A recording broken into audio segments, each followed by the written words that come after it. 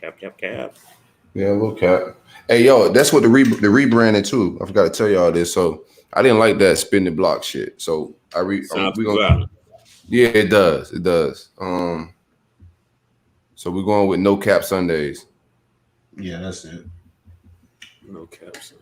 Yeah, we should have the promo, the edits and stuff for it in a couple of days, in a day or two. Cap back. You want your cap back? You know you be capping, bro. I'm supposed to cap. That's all you do on this show. Y'all ready? That's all you do.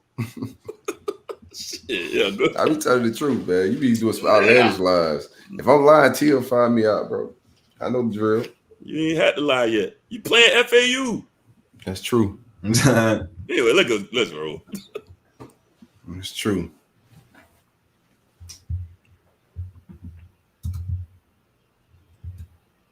All right.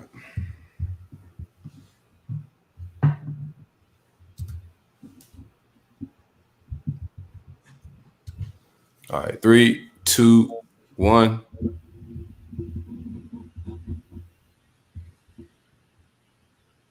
New roll up, new vibes. We made it, fellas. Week 1. It's week 1 of college football. It's your favorite Uncle Silk. Kicking it with my fellas. What up, man? It's Lion Larry in the building. How y'all doing on this lovely Thursday? Your boy pulled up.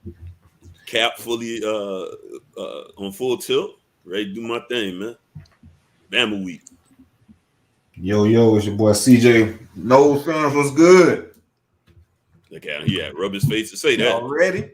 Yeah, Cali Geek this weekend, baby. Let's do it. Hey, man. We made it, fellas. Long off season. Like off seasons is always long. The summer was long. Nonetheless, we made it, man. Another football season. I count my football seasons down, dog.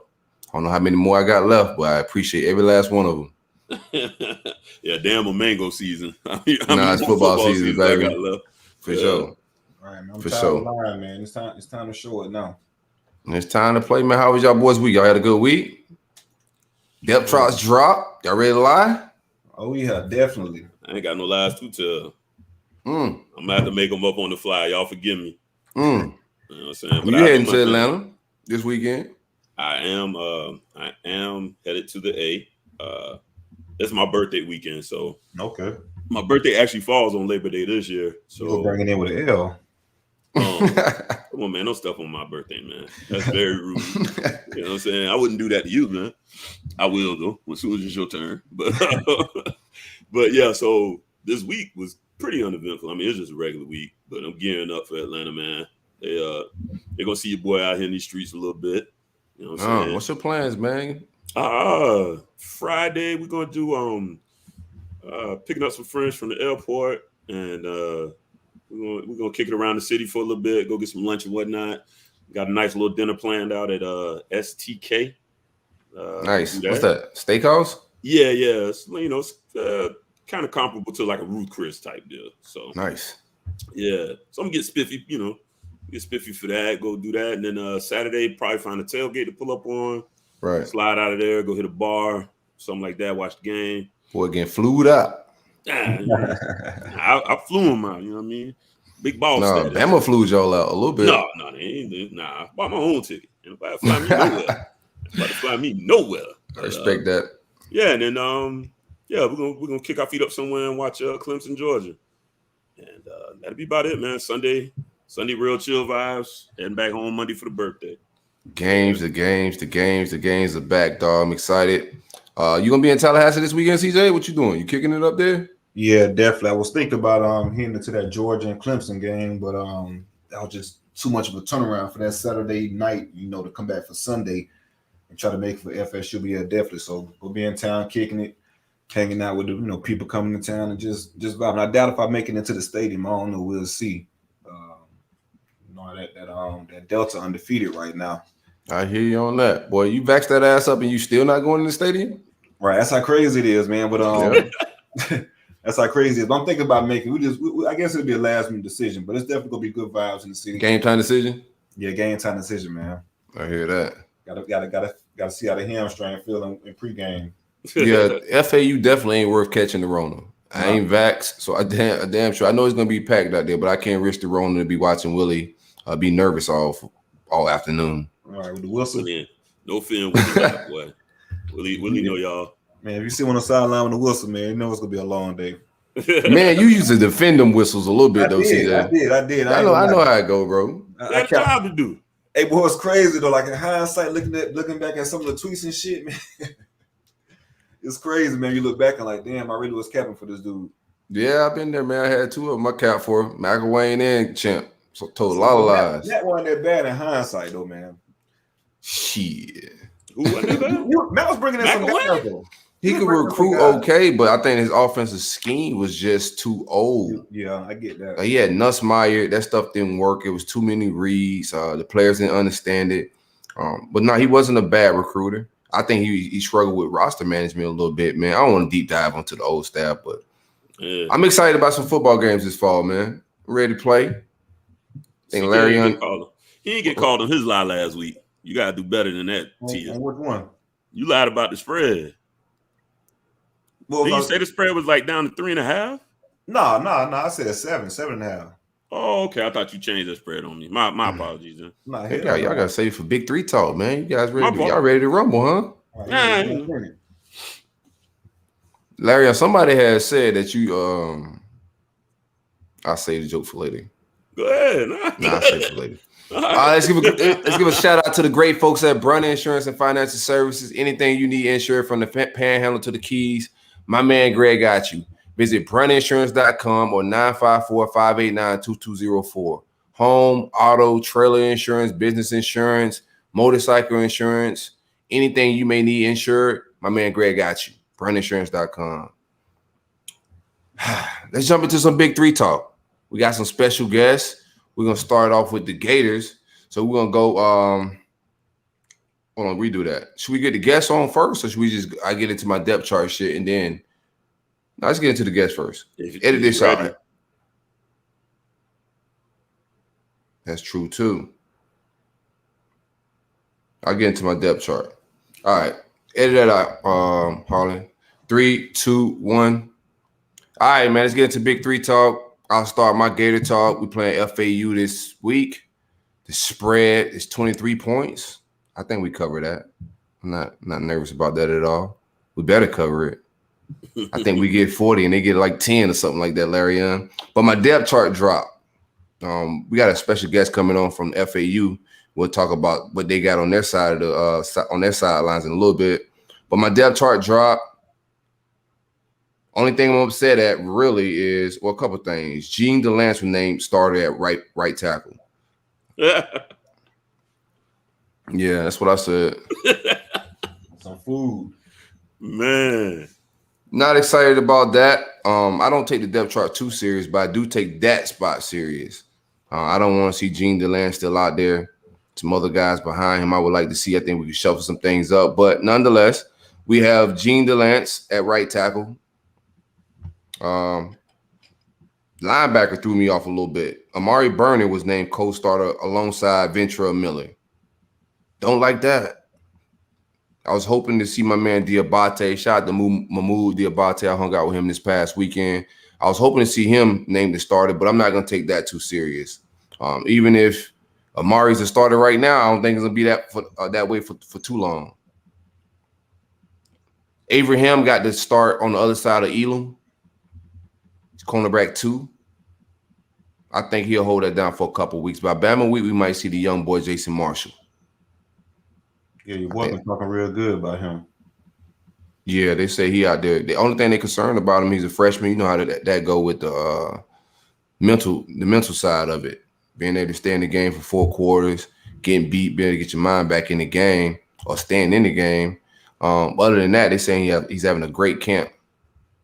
Other than that, I don't have any worries about my depth chart right now. I think versus FAU, this is another glorified scrimmage.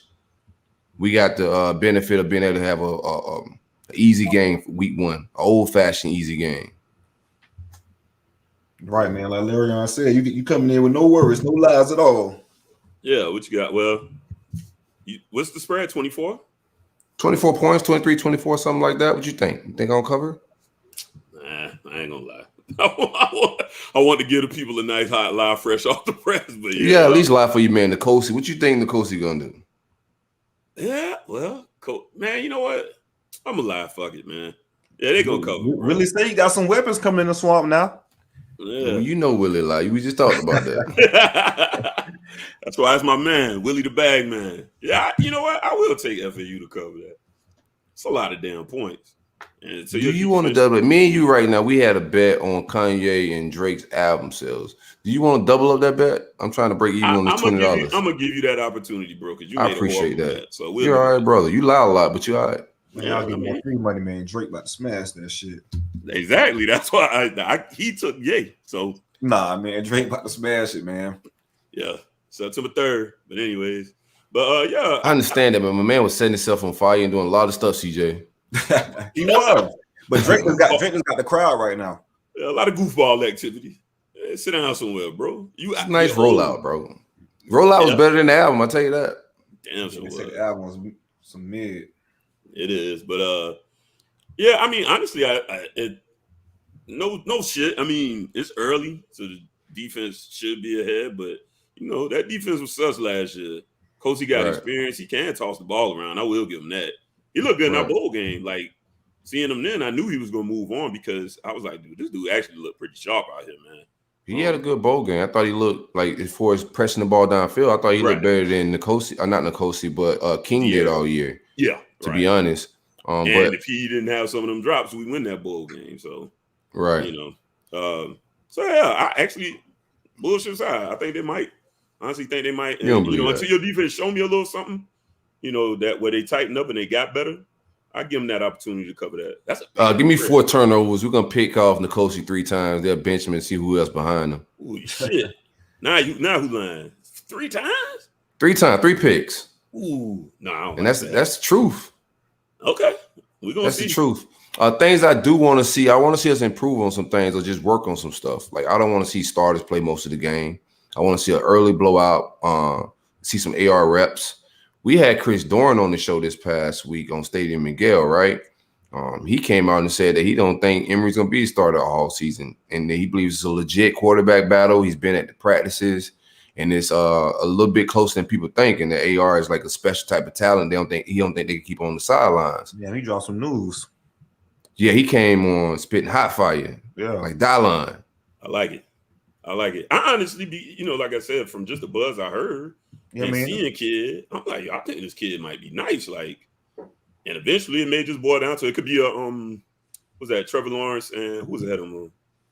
Kelly, yeah, it could be one of those situations where, yeah, you getting it done, but this here could push us to the next level. And, you know, y'all got a legit shot at the East this year. I think. I'm not necessarily so much on the Georgia hype train this year, so if y'all feeling good and he's starting to show some things during practice, and then with the game snaps he does get, I could definitely see that unfolding. Right. We'll see what's up. I'm not buying it yet, man. What do you think, CJ? Yeah, buying that? I think Kelly. They might have. That boy should have been bitch Kelly, but that's a different conversation. But yeah, I'm buying it because I told you my boy coached at East Side, and he was like, man, this kid is legit. This was before he even touched campus or even committed to Florida. That was over the summer when he was pretty much, I guess, not necessarily wide open, but still going through the process. And he was like, man, this kid is legit. He even they went and camped at Clemson, and they fell in love with him at Clemson also. This Clemson just so tight with their numbers, they don't give out scholarships unless it's just 100% committable. And they already had somebody for that class, I believe. But Clemson was real high on him. FSU was real high on him at the time with what's your boy name, offensive coordinator we had that we had so many. I was about to say, can't keep up with that revolving door shit. It was Browse. Yeah, Browse. When he came to FSU, Browse was impressed with him. Oh, yeah, and of course, you know, the hometown, once UF offered and made the push, it was a wrap. But yeah, he was like, man, this kid is the truth. He's like the next Cam Newton or whatnot. And my guy, he keep it G when it comes to talent. He could call a spade if they're good enough. He was like, this kid is the truth. So I could definitely see how he's, you know, opening eyes and showing that, you know, he's that type of guy, and it's like that undeniable talent that you can't really keep off the field. I'm buying the talent. I'm just not buying Dan Mullen benching the over about upperclassmen is what I'm gonna say. I don't think Dan Mullen got the balls to just bench guy. We about to roll Gene DeLance back out there. He been getting beat like a drum for 2 years, and we're gonna roll him right back out there. And I know we got some younger boys that can play better than him, man. So I just don't think it happens for that reason. But I hope FAU is a game that he could get out there and get some extra reps, get the fan base a little riled up, get in space, make some people miss, throw some balls downfield. I want to see the young boy Bowman get some snaps. I just want to see the young boys play. I know what the veterans could do. I don't want to see Malik Davis and Damian Pierce late in the third quarter. I want to see the young guys. So that's what I want. I want to blow out so we get some young boys on the field. I want to see my defense not give up more than 13 points, period. If we keep it 10 or less, that'd be great. I like where we at. I think we can go 6+ sacks or some crazy Larion. Couple picks. Huh? Nah. Willie bringing the staff with him now. Willie bringing the staff. Willie do got a nice staff. Willie bringing that staff. Better staff than he had at Florida State for sure. Damn sure do. Yeah, he oh man, Willie, they're gonna put some points up, bro. Watch. What? Yeah, Willie gonna bring that that Gulf Coast offense in there. Y'all better be ready. All right. Have an honest moment, CJ. What's the Gulf Coast offense? What do you think that is? What are you looking out camera for? I think you muted, cuz. Yeah, you muted. I'm good. Yeah. Man, the dang Gulf Coast offense, bro. I cannot tell you what the hell the Gulf Coast offense is, bro. Within those 2 years, it didn't show me anything at all. Now, granted, what he had at USF, it was floating, no lie. Even at Oregon, it was floating, but he had a generational quarterback in Herbert. But with us, man, that shit just couldn't get rolling at all, man. So with the Gulf Coast, you're gonna see a lot of hurry up and just try to get players out of space, so to speak. That's his so-called MO, try to get the players out in space. But he didn't really do a good job at FSU, but maybe at FAU he could do it. But against UF's defense, I don't see it. And then y'all are familiar with Willie already, so it's only so much game plan they're going to go in there and do, because you guys are real familiar with Willie and what the type of stuff he likes to run. So I feel like it'll be a blowout. New Willie, bro. New Willie. And Palm Beach Willie? Yeah. He might be on a mission. But y'all struggling to pass on openers the cover, right? I don't know. That's a good question. I don't know the answer to it, but we better not struggle to cover this. I tell you that. Is Willie calling his own plays? Yeah, I think he's back calling the plays this year. Yeah, bro. Like, there's no way. I think Willie's offense is about getting guys in space and kind of like letting athletes do what they do a little bit. I don't think he got the caliber of athletes to get those guys in space and make people miss. His game isn't vertical, and I think that was one of the things that hurt him at Florida State. Everything was going sideways a little bit. Yeah. But Kiffin did bring us some guys at FAU, so we'll see. All right, we're going to kick it with FAU podcaster, radio host of the FAU podcast, Zachary Weinberger. We'll have him come on and let us know the ins and outs and the secrets of Willie's secret sauce down there. You want to see if he's available, Harlan? Let me DM. I'll DM him again. Yeah, I'm looking on Twitter for him now. You want me to just DM him? No, I'm DMing him now. I got you. Oh, okay.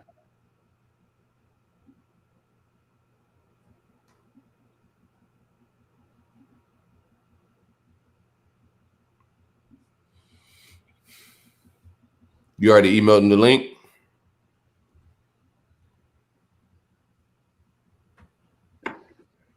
I have him on Twitter. I just didn't know, like, if I shoot you the email him or whatever, so I didn't.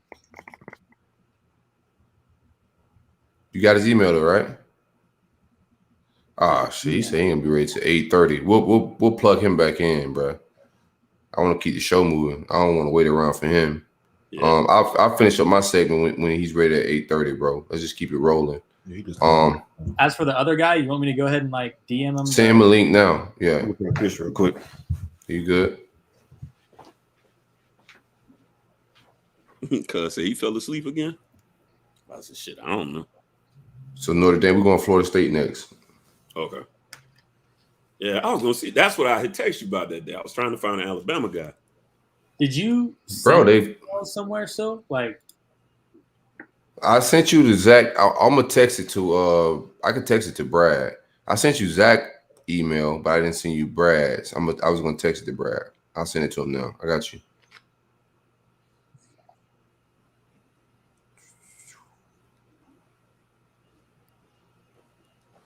What you were saying about the Bama people?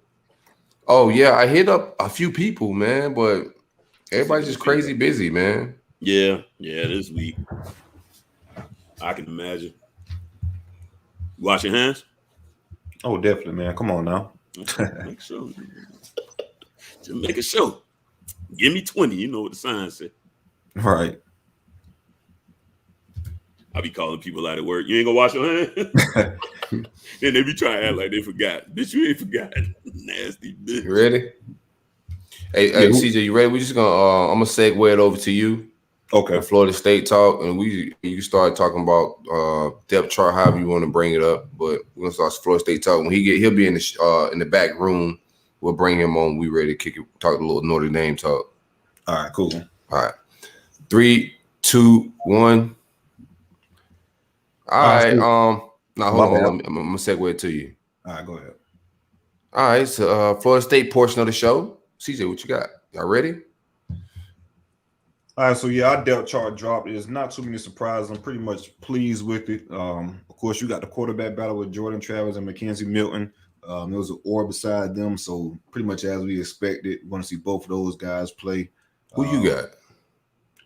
Man. Who you think takes the first snap? First snap probably going to be Jordan. I think it's going to be Jordan first snap. Pray for them boys, man. Because Mackenzie was out. It wasn't injury related. I'm not sure what the issue was, but this past week, he was out this past week, and he didn't really get too much on play and practice. It had to be injury related, right? They said it wasn't injury related, so I'm not sure, but it could be. Like I said, they're probably just trying to, mask it, so to speak. But you think he was doing praying? Right, for real. Working on that masters. If I was him, dog. You said what now? If I was him, you know the old adage too, man. If you got they were you ain't got I don't one. know if they were trying to manage his reps also, but he just wasn't. I did mention that in the last part. Got a pitch count? Yeah, definitely. They feel confident, because he's just a vet QB, so they feel like he's good to go and just want to preserve him for the season, so to speak. But I don't know. But I think Jordan probably he'll get the first reps. So I definitely expect to see both of them play. Really not impressed with my offensive line, but satisfied with the offensive line. Dylan Gibbons, the Notre Dame transfer, he ended up taking Dante Lucas, took his spot, the Pope. So we won't be seeing him on the field, which is man. Pope not starting? Nah, man, he got them stripes took. But yeah, he ain't been the Pope, bro. And what's crazy is I kind of dubbed that nickname to him, but he ain't being Pope like, to say the least. Told you about these nicknames. Well, I mean, he had crazy ceiling, a big time prospect. Yeah. Like, what do you think is missing?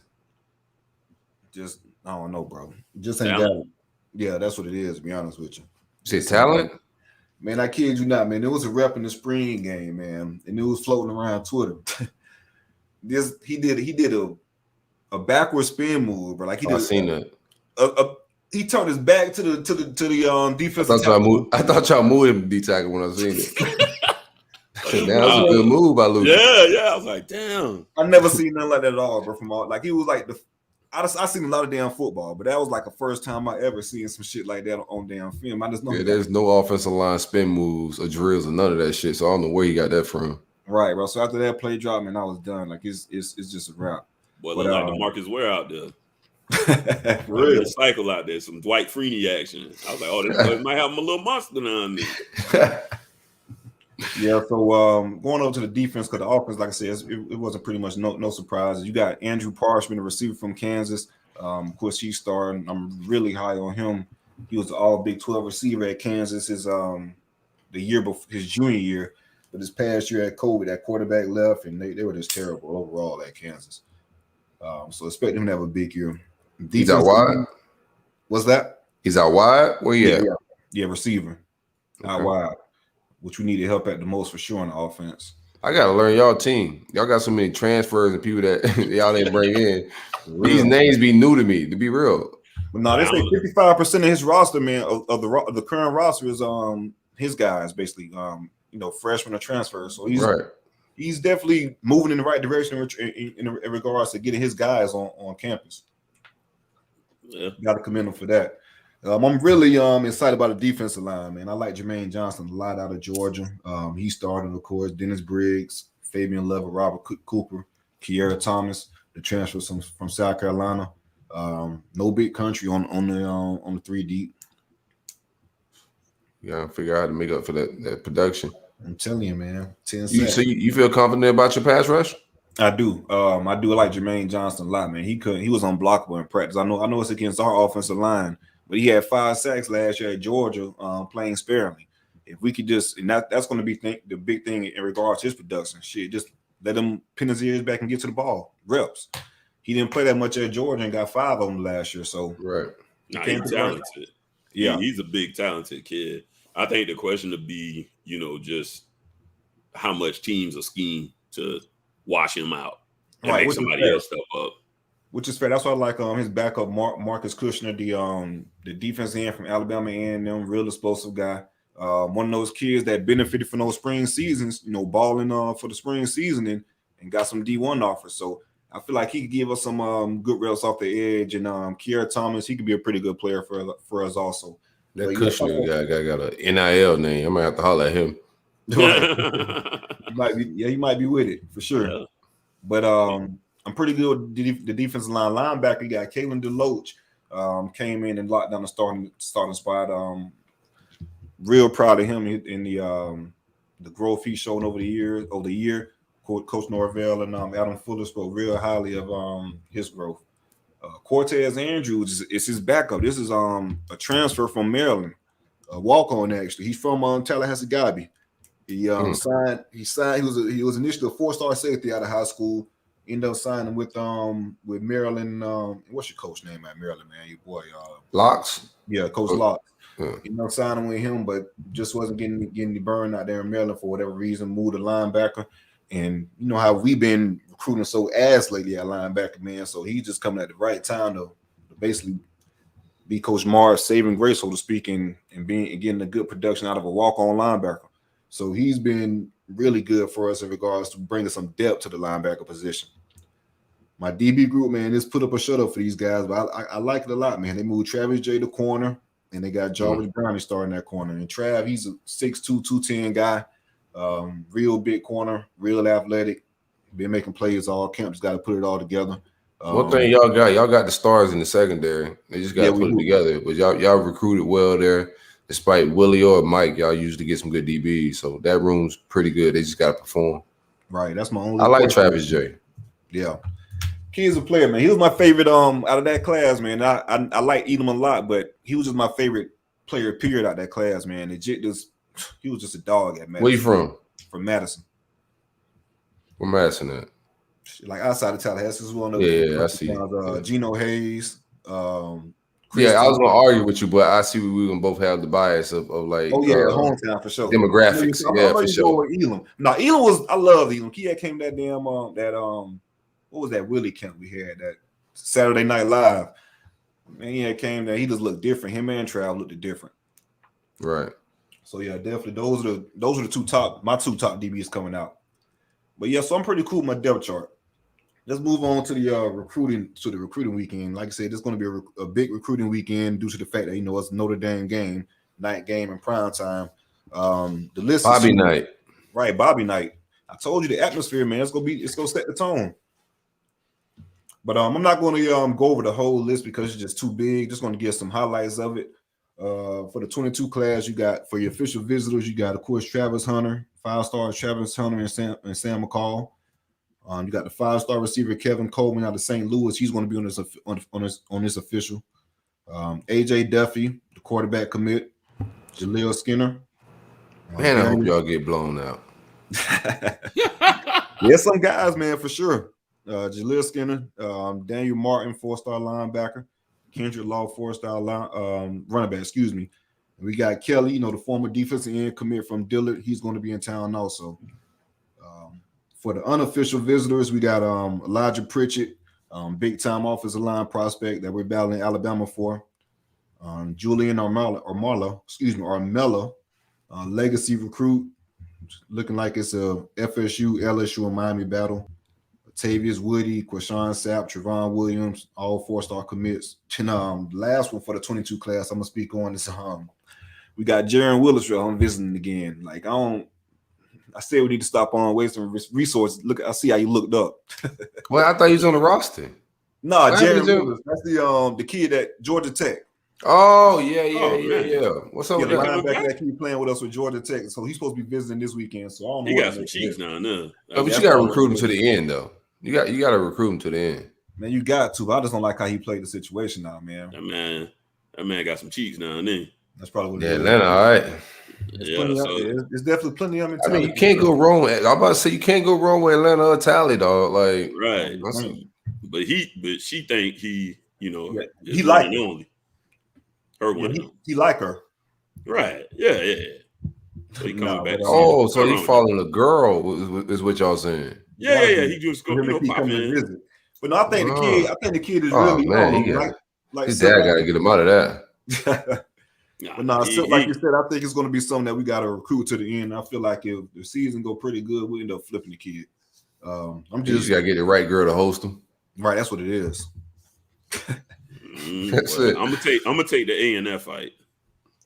But moving on to the 23 class, man. This class is fucking loaded, man. Like it's star power everywhere. We got 5-star Tony Mitchell. He's coming to town. He's probably my favorite cornerback in that class. I ain't gonna say by far, but he's the kid special. Him and McLean are my two top corners. But yeah, he's just that damn good. Sonny Styles, 5-star safety. You got 5-star receiver Jalen Brown. He's going to be in town. 4-star receiver Hakeem Williams. He's probably my favorite receiver in the 23 class so far. Got 4-star commit defensive end Lamont Green Jr. He's going to be in town. Avion Terrell, 4-star DB out of Westlake. Shout out my boy Grimes. This is AJ Terrell's brother, the first-round pick from Clemson, that cornerback. This is his brother. Nice. Yeah, he's going to be in town. And Nathaniel Joseph, receiver, who said I think he set a commitment date for September 10th. He's going to be in town. He had us in our top 4, but I want to go on record to say he's probably going to commit to Clemson on the 10th, so you can kind of disregard him. And Raylan Wilson, linebacker, 4-star linebacker out of Tallahassee, Lincoln, local kid. He's my favorite linebacker in that class. Of course, for proximity to home and a pipeline like Lincoln and the player he is, you got to land him just off the strength of it. But so that's the recruiting visits for that week, for this weekend. So again, it's going to be a star-studded event. If the guys go out there and put in a good show, man, I think we can have some good results from this weekend on the recruiting end if they put out a good showing. We got a special guest to come hang out and kick it with us. Talk a little Notre Dame versus Florida State. Bobby night. We kicking it with Brad Powers, odds maker / Notre Dame fan journalist. He kicked it on Bill King here and there. Brad, how's it going? Man, it's going well. How you guys doing tonight? Pretty good, Brad. Good to have you on. Hanging out a little bit. You feeling gracious and glorious for the football season? Are you kidding me? I mean, this is one of the best week ones we've ever seen. I mean, obviously, Sunday night's going to be a good one, but before that, I mean, we got some matchups, and I just don't mean, 2 or 3. I'm talking, we got maybe a dozen really good matchups in store for the upcoming weekend. What's your favorite matchup? Well, obviously, the headliner is Georgia Clemson. I mean, that's as good as it gets. 2 top 5 teams in my power ratings, which is basically who would be favored over who on a neutral field. I mean, it's the only matchup all season with 2 top 5 teams. But everyone's going to pick that one. I'll tell you an interesting one. I think it's Penn State, Wisconsin. Yeah, I like just that because one. 2 teams that underperformed last year and 2 teams that I think are going to be really good this year. And I think the winner there is obviously the second best team in the Big Ten next to Ohio State. All right, Brad, let's talk about the elephant in the room. I mean, I've heard people like Desmond put Irish in the playoffs. It's been wild. And I get on this show with my man CJ, and he got at Florida State beating y'all week 1. So I seen 2 extremes. How you feeling about your Irish this fall? They'll be all right. They're not going to be as good as the last couple of years. I mean, in a year where everybody returns everybody, meaning, I mean, we're talking about the most experienced teams in the history of college football this year. Notre Dame only returns 9 starters. They lost 8 guys to the NFL draft, most for them since 1994. So this isn't the year to be inexperienced. Keep talking, With that bro. being said, I am in Vegas, and I think Vegas is a little too low on Notre Dame. I mean, season win total is like 8.5. I just don't see Notre Dame losing 4 games this year. And look, I'm not a Notre Dame homer. I would argue that I probably bet against Notre Dame more than I bet on Notre Dame. So I just think there's probably a little bit too pessimism around Notre Dame. They're not going to be a playoff team, but they're also not going to be 8-4. So somewhere right around in the middle, in my opinion. Bro, I want to get your opinion on Brian Kelly. Me personally, I think he's a really good coach. I feel like he could be a top 5 coach in the country, depending on the situation.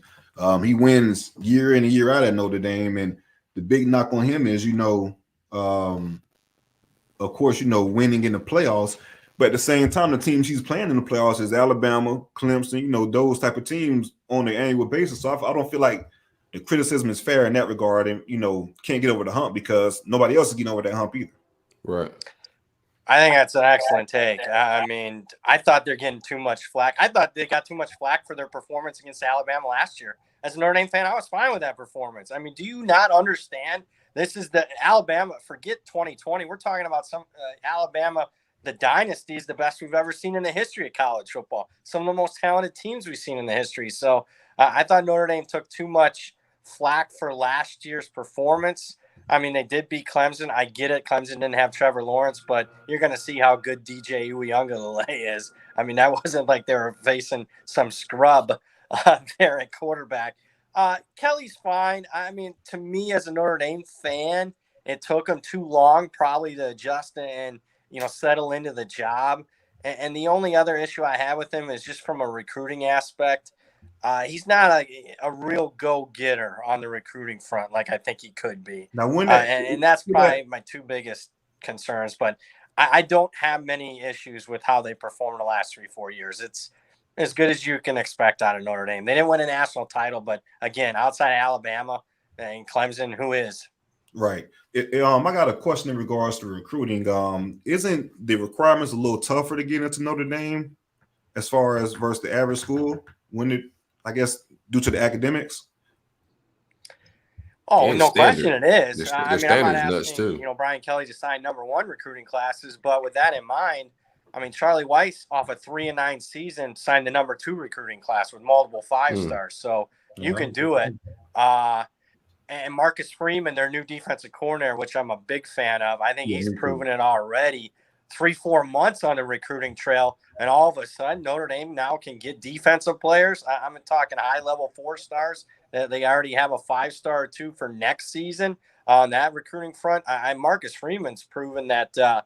I mean, all these little things that you can't recruit at Notre Dame. I think it's kind of hogwash in my opinion. I mean, is it tougher than Ohio State or Alabama? Certainly, but I think you can still sign a top 5 class at Notre Dame. All right, got you. Speaking of recruiting, I want to ask you one quick question about the 23 recruit. What do you think about Schuler? He just recently committed to you guys. One of my buddies on Twitter, he sent me his film because he's pretty connected with the family, and I was impressed. I tried to get in contact with Florida State for them to offer it, but they never did. I think Florida offered at one time before you guys. Damn, CJ, you working, bro? Nah, because trying to help people out, man, best you can. But I think Florida had offered too. The past DB coach before you guys got rid of him, English had offered him. He was hiring him also. But I like Schuler a lot. So what do you think about him? I'm not quite there to the next year's prospects yet. He's not. He's a 4-star kid in my opinion, and not a top 100 kid. I'm not quite there on breaking down tape yet on the 23 class. I'm more focused on the 22 class. Understandable. All right, so let's talk about this offensive line. You guys lost, pretty much the majority of the production that you had off the offensive line. You got, of course, you guys beat FSU out in the recruitment of Kane Madden, the transfer from Marshall. But overall, how do you feel about the offensive line coming into the game? I think it's the biggest question mark on the team, to be perfectly frank. And the worry that I have is I think Florida State's defensive line is maybe the strength on Florida State's team. So I think it's the biggest question mark in the game. If you want to, think Notre Dame's going to win, or you want to bet Notre Dame and lay the points, I mean that's the trepidation that I have. That and dealing with the atmosphere after not dealing with atmospheres last year. It's a question mark. I think they've missed a little bit on the recruiting front.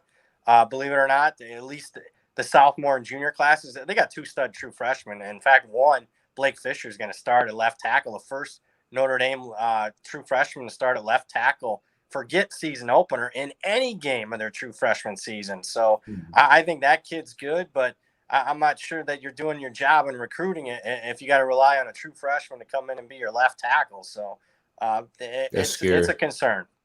And that's interesting. It's interesting that you say that, because it's interesting that you say that, because you look at Notre Dame. I feel like Notre Dame, Alabama, and Ohio State, or maybe Georgia, those 4 produced, the best offensive linemen, on a yearly basis in the draft. All-Americans, this, that, and other. It's like an offensive line factory. So it's kind of wild that you say that, the recruiting wise that you feel, concerned. That's an excellent question on your. Look, it hasn't been. They've been able to reproduce guys year in and year out, but this is just a down year. I mean, if you're asking me, right. Have a true freshman start. When you lose 4 guys and you got to rely on a true freshman and a transfer from Marshall to come in and start immediately, I don't think you've done a great job. Let's put it that way, recruiting the last couple of classes. That's a good point. We can switch over to defense. I'm really high on Marcus Freeman. Him and Mike Norvell had a lot of battles when he was at Cincinnati and Mike was at Memphis. I'm really high on him, young, energetic guy. Like you said, he's already paying dividends on the recruiting trail. Offensive line is a concern for us. It's been for the past, couple years. We do have Gibbons starting for us, who just transferred from Notre Dame. But offensive line is shaky, to say the least. I said on the pod last week, if we could be below average, I'll be happy with that. So, against some offensive line, just tell me what do you feel like Marcus Freeman is going to do as a new defensive coordinator to scheme against this offense and Mike Norvell? Yeah, well, I think he's going to bring a lot of pressure, in my opinion. The unfortunate thing for Notre Dame is they just lost probably their best blitzing linebacker, Maurice Lufau, who's going to be out for the season. But it is a position where Notre Dame's got a ton of guys. Even though they lost the Butkus Award winner and Usu Mora, Drew White's good. They got a couple other guys that I think are going to be just fine there on that at the linebacker position. But I think the strength of Notre Dame's team is the defensive line. They've done a really good job of developing guys. It's not like they get a lot of 5-stars on that position group, but I think Mike Elston does as good of a job developing guys as anybody on Notre Dame's staff. And that defensive line's very deep. It's probably, I've been following Notre Dame football for 30 years, and I'm not saying that they got a bunch of All-Americans up front, but it's as deep. They go legitimately 2-3 deep. And I haven't been able to say that as a Notre Dame fan many years in the last 30. So I expect them to play fast and free, probably a little bit less thinking than Clark Lee. And it's I'm probably talking myself into betting the under in the game just because I expect both offensive lines to really struggle. Man, that's saying a lot because, like I just said, that's been our Achilles heel, these past couple of years. I did skip over the quarterback situation. Is it Cone? Yeah, Jack Cone. Jack Cone, excuse me. How do you feel about him? Again, when I said my, trepidation about Brian Kelly's recruiting, just at Notre Dame, you shouldn't have to rely on a transfer, in my opinion. And when's the last stud quarterback? Brady Quinn, Jimmy Clausen? Brian Kelly's been there over a decade, and he just can't seem to figure out the quarterback. Ian Book was fine, and that's where I'm getting at, where Jack Cone will be fine, serviceable. Can you win a national title or even one playoff game with Jack Cone at quarterback? Probably not. I don't think he's that big of a downgrade, if any, from Ian Book. So they'll be okay. And you can win 9-10 games with Jack Cone at quarterback. But, if you're looking to close the gap with Clemson, Alabama, Ohio State, Jack Cone's not the guy. All right, Brad, let's talk. Give me your final prediction. Give it to me. Brad, all numbers. Brad don't give a shit about fandom. Yeah, Brad, you bet. Real quick, Brad. Myself, you should be my hype man.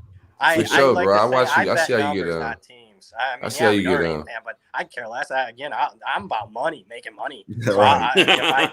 I bet Florida State plus 10.5 because I thought the sports book that put up that line was a joke.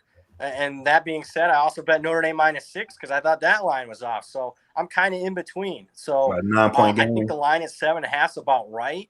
I think, when you look at, I think the public's going to want to bet Florida State. They're going to see 7.5 and they're going to be like, wow, I want that hook, that extra half point around a key number. And, I'm just talking from a betting guy. That worries me. When the public wants to bet an underdog, that worries me. So I guess I would lean with Notre Dame, but it's not a high value pick. But I mean, anything. It's a game that I bet those two numbers, and I've made some bigger bets on those. But right now, I don't think it's a high value, type of game at 7.5. Unless the line moves, I'm not going to get too much more involved. And again, I worry about Notre Dame dealing with the atmosphere. And there's one thing you can do now in betting that's beautiful. You can in-game live bet. So if that Notre Dame offensive line is, dealing with, false start penalties early on, and they're just not inexperienced teams not dealing with and handling the crowd well, then, I'll be betting Florida State during the game. You can be rest assured. You out in Vegas? Yeah, I'm out in Vegas. Yep. Man, you full gambling mode, man. I see you, bro. You look like you living that spread life. Yeah, but I'm gonna definitely be hitting you up on during the season for your opinion on some games. And I was telling the fellas in previous podcasts, man, that I feel like this could be an all-time atmosphere for FSU due to the situation. Night game. Bobby Bowden and that? Yeah, exactly. Yeah. So for you to say that, it definitely brings that point home that atmosphere could be pretty crazy. What has to happen like Florida State and Notre Dame wise for like Florida State to win? Like what goes wrong for Notre Dame? What happens right for Florida State? Well, we've seen in the past Notre Dame doesn't handle always, atmospheres very well. You go back to the Miami game a few years ago. Right. Didn't handle that one very well. I think to me the crowd will get to them. What does that lead to? It leads to turnovers, penalties. Anytime you got a dog, as longer they stay in the game and feel like they got a chance. So if Florida State has some success early, I think it could be a big problem for Notre Dame. So the most important statistic, all these advanced analytics and whatnot, and I'm not against them. But as far as, and I am a Vegas guy, that's how I make a living. And the most important statistic is the turnover battle. So if Florida State wins the turnover battle, be rest assured they're going to be in the football game. Mm-hmm. I like it. I like it, Brad. Good stuff. You made CJ feel great about that team, man. Oh yeah, no, like I said, if we can keep it respectable, I feel like it'd be a positive for FSU moving forward. If we can keep it, I need Notre Dame to blow these people out. They got too many visitors on campus. Yeah, they got too many visitors. Let's get the final prediction. What y'all think? Y'all think Florida State? You gotta pick one. I know you betted both. Brad, you gotta give me one though. You think Notre Dame? Notre Dame 31-23. all right. I like that. I like it. CJ, what you got? Notre Dame 31-23? I got FSU 30-24. There you Let's go. do it, baby. All right. What you got, Larry? Let's get everybody on record real quick. I'm gonna take Notre Dame 42, Florida State 17. I'm gonna go similar to that. Give me Florida State 12. My numbers be weird. Let me get Notre Dame 38. Yeah, 12. We kick a 4 field goal, so no touchdown. Yeah. So 4 field goals. 4 field goals. It's something weird. Two. I like it. Hey, Brad, thanks for hanging out with us. Tell the people where they can find you at on all the socials. Yeah, you can find me on Twitter if you want pics and whatnot. My info at Brad Power 7, lucky number 7 at Brad Power 7. Brad, thank you for hanging out with us, man. Hey, thanks for having me on, guys. Enjoy the discussion. Brad, great talk. Y'all ass whoop. Brad got me feeling good, man. Yeah, I seen those like over there. Brad, the flowing. Brad did not bring the information I thought he was bringing. I'm gonna tell you that shit. He's too real. Nah, he's a real. Nah, it can go either way, like you said, because both coming in, like both strengths will be the defenses and both weaknesses be the offensive line, and we know our offensive line is a damn. It's not the same as Notre Dame weakness. Don't get that twisted. It's a sieve. Yeah, you can just walk through that line. Right. So that's my biggest concern. That defensive line versus our offensive line. No, you imagine same manager Sunday or whatever the rename with the rebrand. The rebrand is out there right now by this time, I guess. You imagine that show if Florida State win? Oh, that shit go crazy. Man. Oh man. Imagine when we win. Oh shit, boy! I wouldn't even mind if y'all win. For the show's sake, I wouldn't even mind. I'm gonna have fun regardless if y'all win or lose. But if y'all win, man, it's gonna be big shit talking. Bro, my God, we're going viral. Yeah, I'm gonna get so drunk, I'm gonna throw up on the show. I'm a live Earl, right? I feel that. I feel that. But we ain't got to worry about that though. I think we do. You think y'all winning for real? Get into your shit, man. Let's talk to Miami shit. Go ahead. Yeah, we recording. What do you mean what we recording? We're on the podcast. Nah, because you asked me if I think we're gonna win for real. I mean, I gotta pick us. I can tell you every reason we could win. I know we going up against a monster. Ain't nobody crazy. But yeah, I gotta pick us to win. Why not? Any given Saturday. You want me to go ahead and start my little spiel? Yeah, man, I got some depth chart questions for you. Sure, let's get to it, bro. Yeah, we'll start right there with the depth chart. I already know where you going. You want to just go ahead and ask me about McLeod now? No. I already got that. I got that take off. You already got McLeod okay. Starting, you just run at him. That's food. But your man Pope is not starting. I thought that was He a little shuffle down. That's good. You think so? That's great. Oh, you don't like Pope. You're not a Pope guy. I'm not. No disrespect to the kid, but it's the Blaze was third team, wasn't he? It's the drops, man. It was What's it now? I guess I'm on a different portion of the team, but I saw Blaze was third team. That caught my attention. Well, yeah, you remember now. Blaze was out with the myocarditis thing.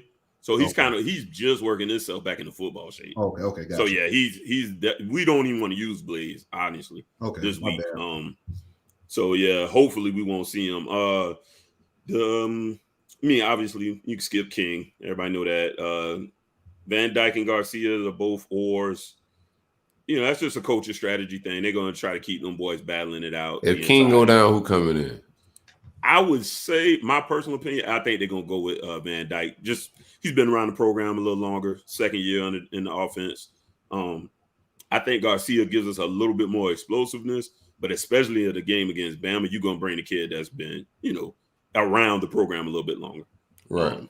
So I really don't think we could lose either way if we go to one of those guys, as far as not lose the actual game, but I think both of them bring something that would help move the offense. So running back, we got Cam. This is who I figured would start. And then behind them, we got Don and Jalen as an or. It's been a little smoke out there, and DS said, he wasn't going to announce anything like that as far as suspensions. Been a little rooster smoke out there. I don't know how substantial it is. I asked around a little bit, and the people that I, do know inside haven't, been able to give me a solid answer on anything like that either.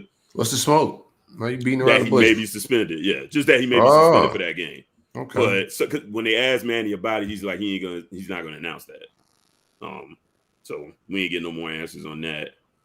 Wide receiver shook out like I expected. Like I said, Noodles is not on the too deep. And his best spot would probably be in the slot behind Harley, but they put Restrepo there. And Restrepo will probably be our fourth when we do four wides. So that'll be our splits for that. Tight end, little I wouldn't say shocking because we heard a lot about the kid. Arroyo is behind Will Mallory. I thought you might see Dominic Mammarelli just because he's a more veteran guy, but he's just not the playmaker that he is, and he's dealing with a little injury right now. Hodges there as well. But I mean, I guess just everything that the kid's been doing so far, he's been showing up. I mean, he's kind of that new age tight end that everybody wants. Basically a wide receiver out there. I doubt you're going to see him line up, on the edge, especially against Bama. That ain't going to happen. If they do that, it's going to be a lot of head shaking for me. You don't want to put that kid on the line just yet. Zion is ready to roll. He's listed at the starter. Jalen Rivers is going to What was he sitting out for? What injury? They again, they ain't telling us nothing, bro. Nobody knew nothing. People I know around the program because they weren't seeing anything. All the media, they wouldn't let him see anything, and he was never out there doing media coverage. Y'all don't press him about like what's wrong with people. What's her name? Susan. She don't care nothing about that. Susan getting your chest. Susan ass, whatever, bro. He be skating all over that, bro.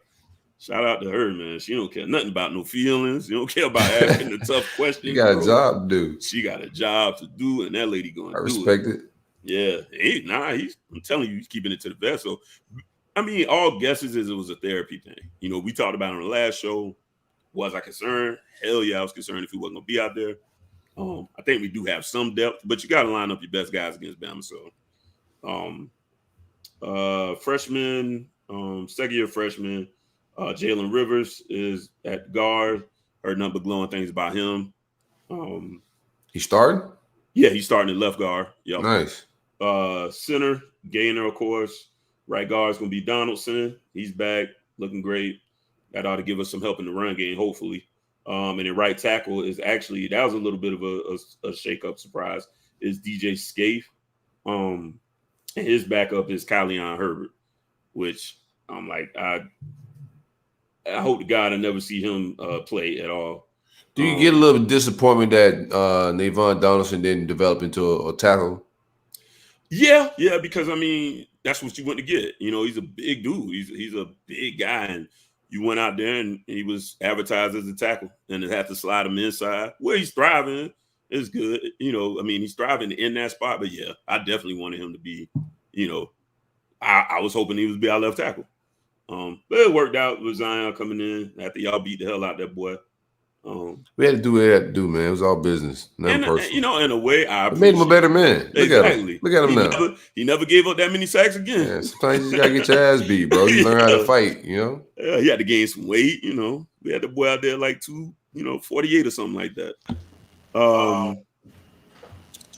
So that's it for the offense. Nothing too crazy. Everything kind of lined up the way I would have wanted it to. Who gonna be getting touches? I guess who gonna be toting the pill most with Rooster? Harrod, Cam, and if Rooster is actually out, it'll be Cody Brown to probably be the third running back. They saying right now he's ahead of what's the other big boy? Thad Franklin. Right now he's ahead of Thad Franklin. So yeah, if we would have to go to the third running back, to insert in that game, it would be him. I'm be honest. I think in order for y'all to make it a game or whatnot to have a chance to win, y'all got to push the ball downfield, man. That dinking and dunking ain't gonna be able to work against Alabama. I agree. And if you ask me, and they can't. King ain't got the arm to press downfield, and I don't think they got the receivers to press downfield.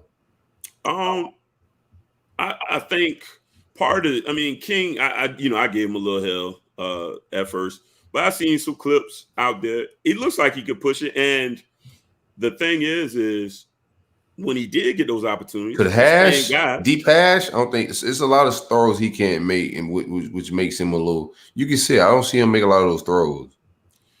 Well, I mean, depending on how far we got to push it. Hopefully, the teams that usually beat Bama, they got a quarterback that can press, push it down the field vertically. Yeah, the key. I mean, I don't know how deep we digging into it, but the key to me to beating them is going to be the receivers winning 50-50s, period. And we just couldn't do that at all. They're going to press us like Clemson did. Y'all forget y'all ass will be relying on the receivers to win 50-50s. I like Keyshawn Smith. To win 50-50s? Yeah, bigger guy, longer guy. He's got some speed. I like him. We didn't get to see a lot of him last year, but like I said, everything you're hearing about him is he stepped into the starting lineup. So I got to give him that much. He beat out Pope? No, his backup Wiggins. You're gonna be on the outside. So you got Smith on the outside, Rambo on the outside, and Harley in the slot. So much poverty out there, man. Go ahead. I mean, if you say so, we're gonna see. We're gonna cook this year. I ain't studying about that. Defense. Okay. We got McLeod at I know, man. Don't laugh, bro. It ain't funny. It's not funny. It's not funny.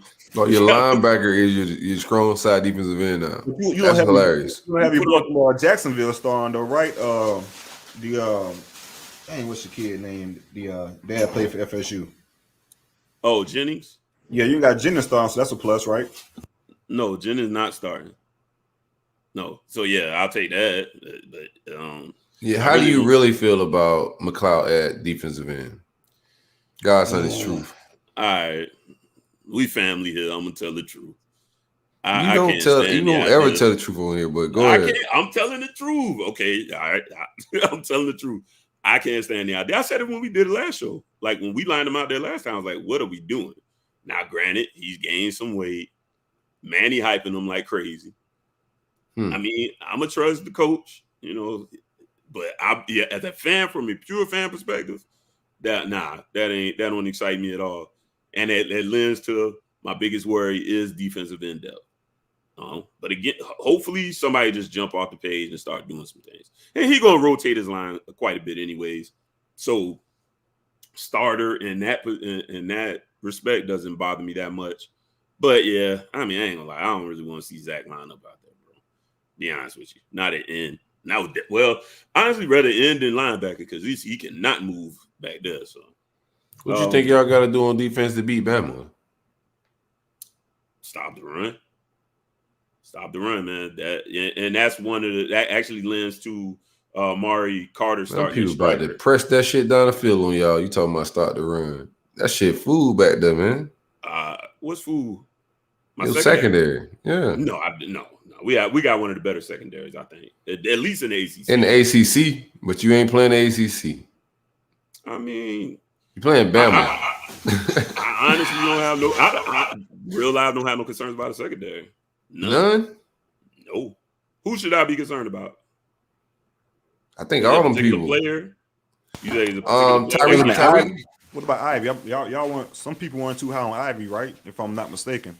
True indeed. Again, see that, and this is why, like, if we spoke on it before, this is us versus us. I got to see it out there. Hopefully, he's developed to the next step. We had some guys that late bloom. They people better than y'all people for sure. So if he's struggling against y'all, of course, they people better than everybody. People, yeah, they got like 11 5-stars starting. We got one. You know what I mean? So who is seeing them on the talent? The battle. Let's be real. The battle is to break it to that top 4. And right now, all of our teams on the outside of that 4. For sure. And it ain't even close. It's not even close. That's why me and you neighbors. We are not neighbors. You renting, man. We done talked about this, bro. You there for the weekend, Labor Day weekend, then you out of here. Nope. First of the month. Enjoy the holiday. First of the month, if they I'm paying the same people you paying. But that's one of the reasons. There is a stat about y'all not finished ranked after being ranked this high. Like when y'all ranked in the top like 15, y'all always finish the season. In the last like 15 years, y'all finished the season unranked. Who gave you that? And that's gonna happen again. Who gave you that smoke? No. Shout out to my man Logan. Hey, way to go, Lo. Man, my issue with Miami, man. I know y'all won 8 games last year, but it's like against who though? So that's like my issue with gauging you guys in regard. Yeah, who's your best win? I mean, because y'all beat Florida State 52-10. Right, a 3-win FSU that's team. That's not a good win though. But what? UAB, Louisville, FSU, of course, Pitt, Virginia, NC State, VTech, and Duke. I mean, it's the ACC. Who you want us to beat? That's why. No, that's why you got to these games y'all playing. You got to win these type of games because y'all. Right. Yeah, you do. But when people say that, the y'all bring about X amount of starters, how really good were y'all last year though? You get what I'm saying? I feel like that's a valid question because out of those 8 wins, I'll be honest with you, 39-45. I'll be honest with you. After talking to Brad, I'm viewing the Florida State Miami game a little different now. If he think that the Notre Dame game could possibly be that close, I'm looking at that game a little different now. Oh, we whooping that shit. I'm looking at that game. I'm just saying I'm looking at it a little different now. Based off what y'all did last year, man, like I don't know. I get y'all bringing X amount of starters back, but how really good was okay. But what's okay? So then look at Clemson and who did they beat? Probably not much better. I don't know it off the top of my head. What I'm saying I have to it's look. the conference. Yeah. I'm just saying. No, It's they'll get Dabo the benefit of that regardless. The two good teams y'all did play was Clemson and Clemson and North Carolina. I guess Oklahoma State. You But get Oklahoma State was ranked. Yeah, I mean you have to give them some credit. They was a ranked squad. Louisville was ranked when we beat them. You know, everybody had a lot of hype when they came in. Yeah, that was like week 2 though, wasn't it? Yeah, I think so. Week 2 or 3. Yeah, they had a lot of hype coming in. They did. Them rankings were funky as hell to start the season last year with that COVID stuff, anyways. But no, I just got to see it. Man. I don't know how good y'all really are. Let me tell you, as a Hurricanes fan, same sentiment. I got to see it too. This is the year where if we really going to see what we get into where we really want to be, and I think that's what the recruits are waiting on. Y'all playing some pretty good teams. It's time to just win the ones we're supposed to win. That's what I think these kids. And y'all did that last year. Y'all definitely did that last year. Y'all won the ones y'all supposed to. I guess aside from Oklahoma State. Did they really? Yeah, I don't know if they did. I mean, North Carolina was we got just that was one of them just weird anomaly games. I mean, those kind of numbers is crazy. Yeah, 500 something on the ground. That's nuts. Like 2 guys. Yeah, that's insane. And it was running the same plays. So yeah. I mean, y'all beat the teams y'all supposed to be. So yeah, I understand that.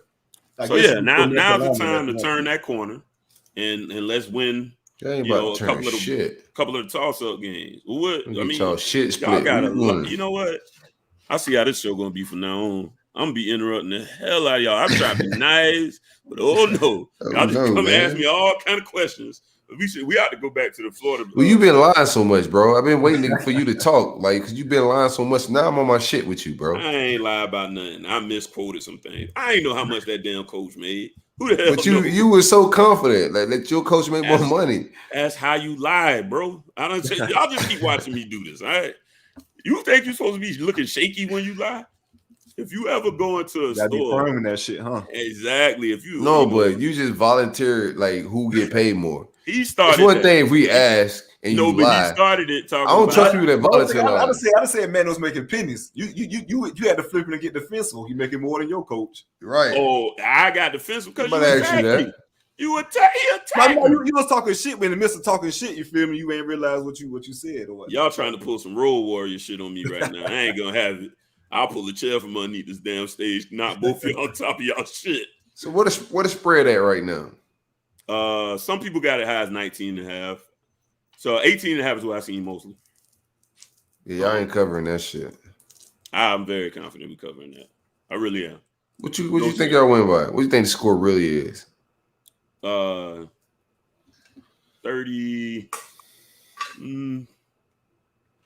34. 34-24, something like that.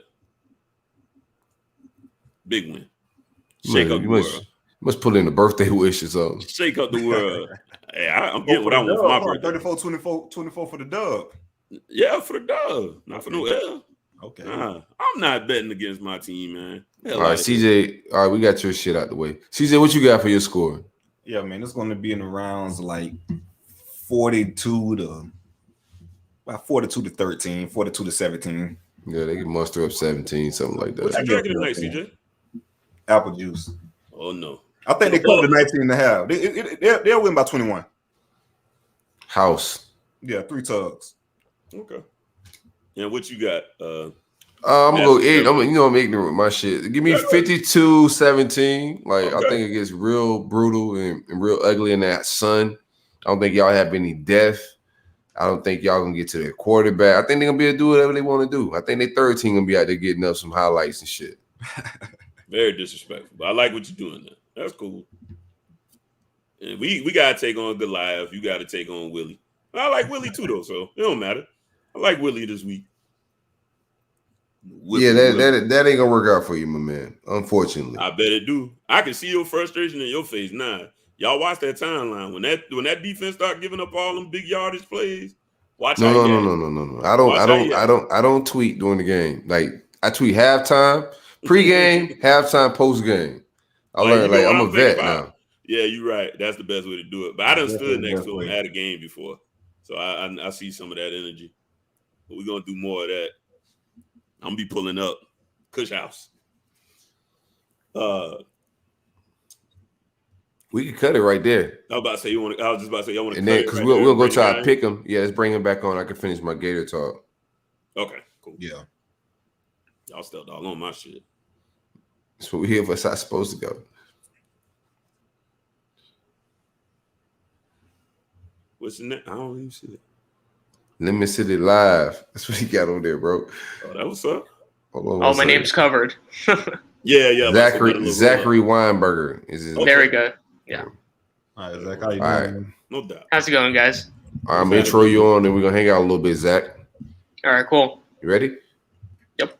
What do you want me to say from FAU beat writer or just Lemon City Live? Writer for Lemon City Live?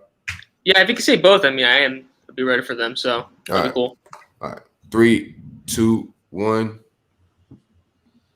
Now we're kicking it with my man Zachary Weinberger. FAU Florida beat. I'm sorry, let me do that over. 3, 2, 1. We're kicking it with my man Zachary Weinberger, FAU Florida beat writer. Why I keep saying Florida? 3, 2, 1. Cushbit. Hold on. My phone. I gotta change my timing. 3, 2, 1. We're kicking it with my man Zachary Weinberger, FAU football beat writer for Lemon City Live. Zach, how's it going, man? Good. I'm excited to talk about it. You excited to talk about what? This game? You excited about this game? Talk about everything, honestly. I've been hearing you guys for the past couple minutes, and I couldn't stop laughing, honestly. Talk about Bama in Miami. Yeah, it's gonna be a bloodbath. That game's gonna get filthy. Let me get your score for that game before we talk about your bloodbath. What do you got for the Bama Miami game? Oh man, I don't know if I have an exact score, but I kind of agree with the bloodbath statement. It's not gonna be pretty. But yeah. Zach, now we are. You guys named N'Kosi Perry the starting quarterback. You have your new coach Willie Taggart down there kicking it. What's the vibes like? What are you expecting to see from the FAU Owls this weekend? Well, except for game one, I think it's gonna be a very successful season for FAU. Obviously, a huge chip on their shoulder going into year two. Year one for Willie Taggart was not what he wanted. There was huge expectations, especially from Lane Kiffin. And now this year, cancellations, postponements, the whole COVID thing that happened, a lot of outbreaks. It wasn't a good season for them. But going into year two, a more experienced team, especially going into Gainesville, and they get, like you said, N'Kosi Perry starting quarterback now for Miami, so he brings that big game experience. But listen, I'm hoping it's competitive Saturday, but I have to be a little realistic, right? But again, I do feel in the conference, they're going to be a team to watch for sure. Who's the player on your offense? My defense was fooled a little bit last year, Zach. We gave up a lot of yards, a lot of touchdowns, a whole lot of snacks. Who's the player on your offense we should be looking out for? Who's your playmakers? I think right now the guy to look at is Johnny Ford, running back for the transferred in state as well here. He amassed a lot of all-purpose yards last year. He goes into FAU and to an already deep running back group. Obviously, it seems like FAU is like RBU with Devin Singletary and BJ Emmons and those kind of guys going into the NFL and stuff like that. But Johnny Ford's a guy to watch for. Again, I get a guy like you. Even though like you said, you were talking about the UF defensive stats right there. I still think we'll see some containment, but besides Johnny Ford at the running back position, you got TJ Chase with the wide receiver group, Brandon Robinson coming back there as well. John Mitchell's a guy that is finally fully healthy. He's been injured for FAU the past couple of years now, and when he plays, he's a beast. He has the size, he has the catch radius, he has a lot of stuff, but now they moved him. The depth chart came out today, and they listed him as a tight end now. So that's going to be very interesting to watch out for. So I would say if I had to have a list of those guys, definitely Johnny Ford, John Mitchell, TJ Chase, those three guys to look out for sure. TJ transferred from Clemson, right? Yes, that was a huge get for them a couple years back. Absolutely. Gotcha. How do you guys feel about your defensive scheme? Emory doesn't have a lot of film out there. You guys got a gist of what he want to do. But what do you think the approach is to playing a mobile quarterback like Emory in the swamp? What do you think the game plan is? I would say that, history shows, even though the past couple of years, the defense for FAU has actually been pretty solid, but we've always got killed by running quarterbacks, and going into Emory Jones into week one, that could be the death of FAU's defense for sure. But you bring in Mike Stoops, obviously has that big experience coming from different big colleges coming into FAU here. What I'm looking for is definitely try to contain Emery in the pocket, force him to throw. I think that's kind of the game plan that Stoops and the rest of the defense should go after for, especially guys like Kiki Leroy coming back on the team, who was a linebacker. Missed 2020, but in 2019 he was an absolute beast, over 100 total tackles, close to 10 sacks, and especially like about 11 or 12 tackles for loss there. But I think that's the game plan, honestly. I feel like, the DBs, they're pretty young for FAU, but if we can get that pressure on Emery, keeping him in the pocket, because I feel like if he's on the go, if he's on the move, FAU's going to get torched. It's going to be a long day for them. So I think that's what Stoops has planned for, especially for this Saturday. Yeah, y'all ain't got a chance, Zach. So let's get to the spread. Let's get to the spread. The spread's like 24 points. You think you guys cover that? Oh, man. I really hope so, but no, I don't think so. No, I don't think so. Come on, Zach. Man, Larry on live for you. Like, he's been lying for FAU. Come on, we got Cole back there, bro. Cole finna sling that rock around there. That defense is garbage. I'm telling you what. If he could do it, Larry, he probably would have started when we beat y'all in Orlando. They probably put him out there because nobody else could do shit. You're bringing up the past. Yeah, Zach. You gotta talk a little shit, man. Go ahead and say you're gonna cover the spread. Yeah, at least cover the spread, Zach. Listen, y'all can't bully him into lying. What kind of shit is going on here? The fan in me obviously wants to be like, absolutely, if he was going to win this game, because I know a lot of fans that are going in my replies to my stories and be like, FAU by 20. I'm like, all right, calm down. I didn't say that. I know you're not, but listen, there's fans out there, absolutely. No, but listen, I have to be some sort of realistic. Listen, if FAU covers it, I think that's, even though it's a loss in the column, in the win and loss column, I think that's a win for FAU. If they cover it, definitely dump Willie with the Gatorade for sure. Oh, absolutely. It'll be a weird ESPN cover story, but absolutely.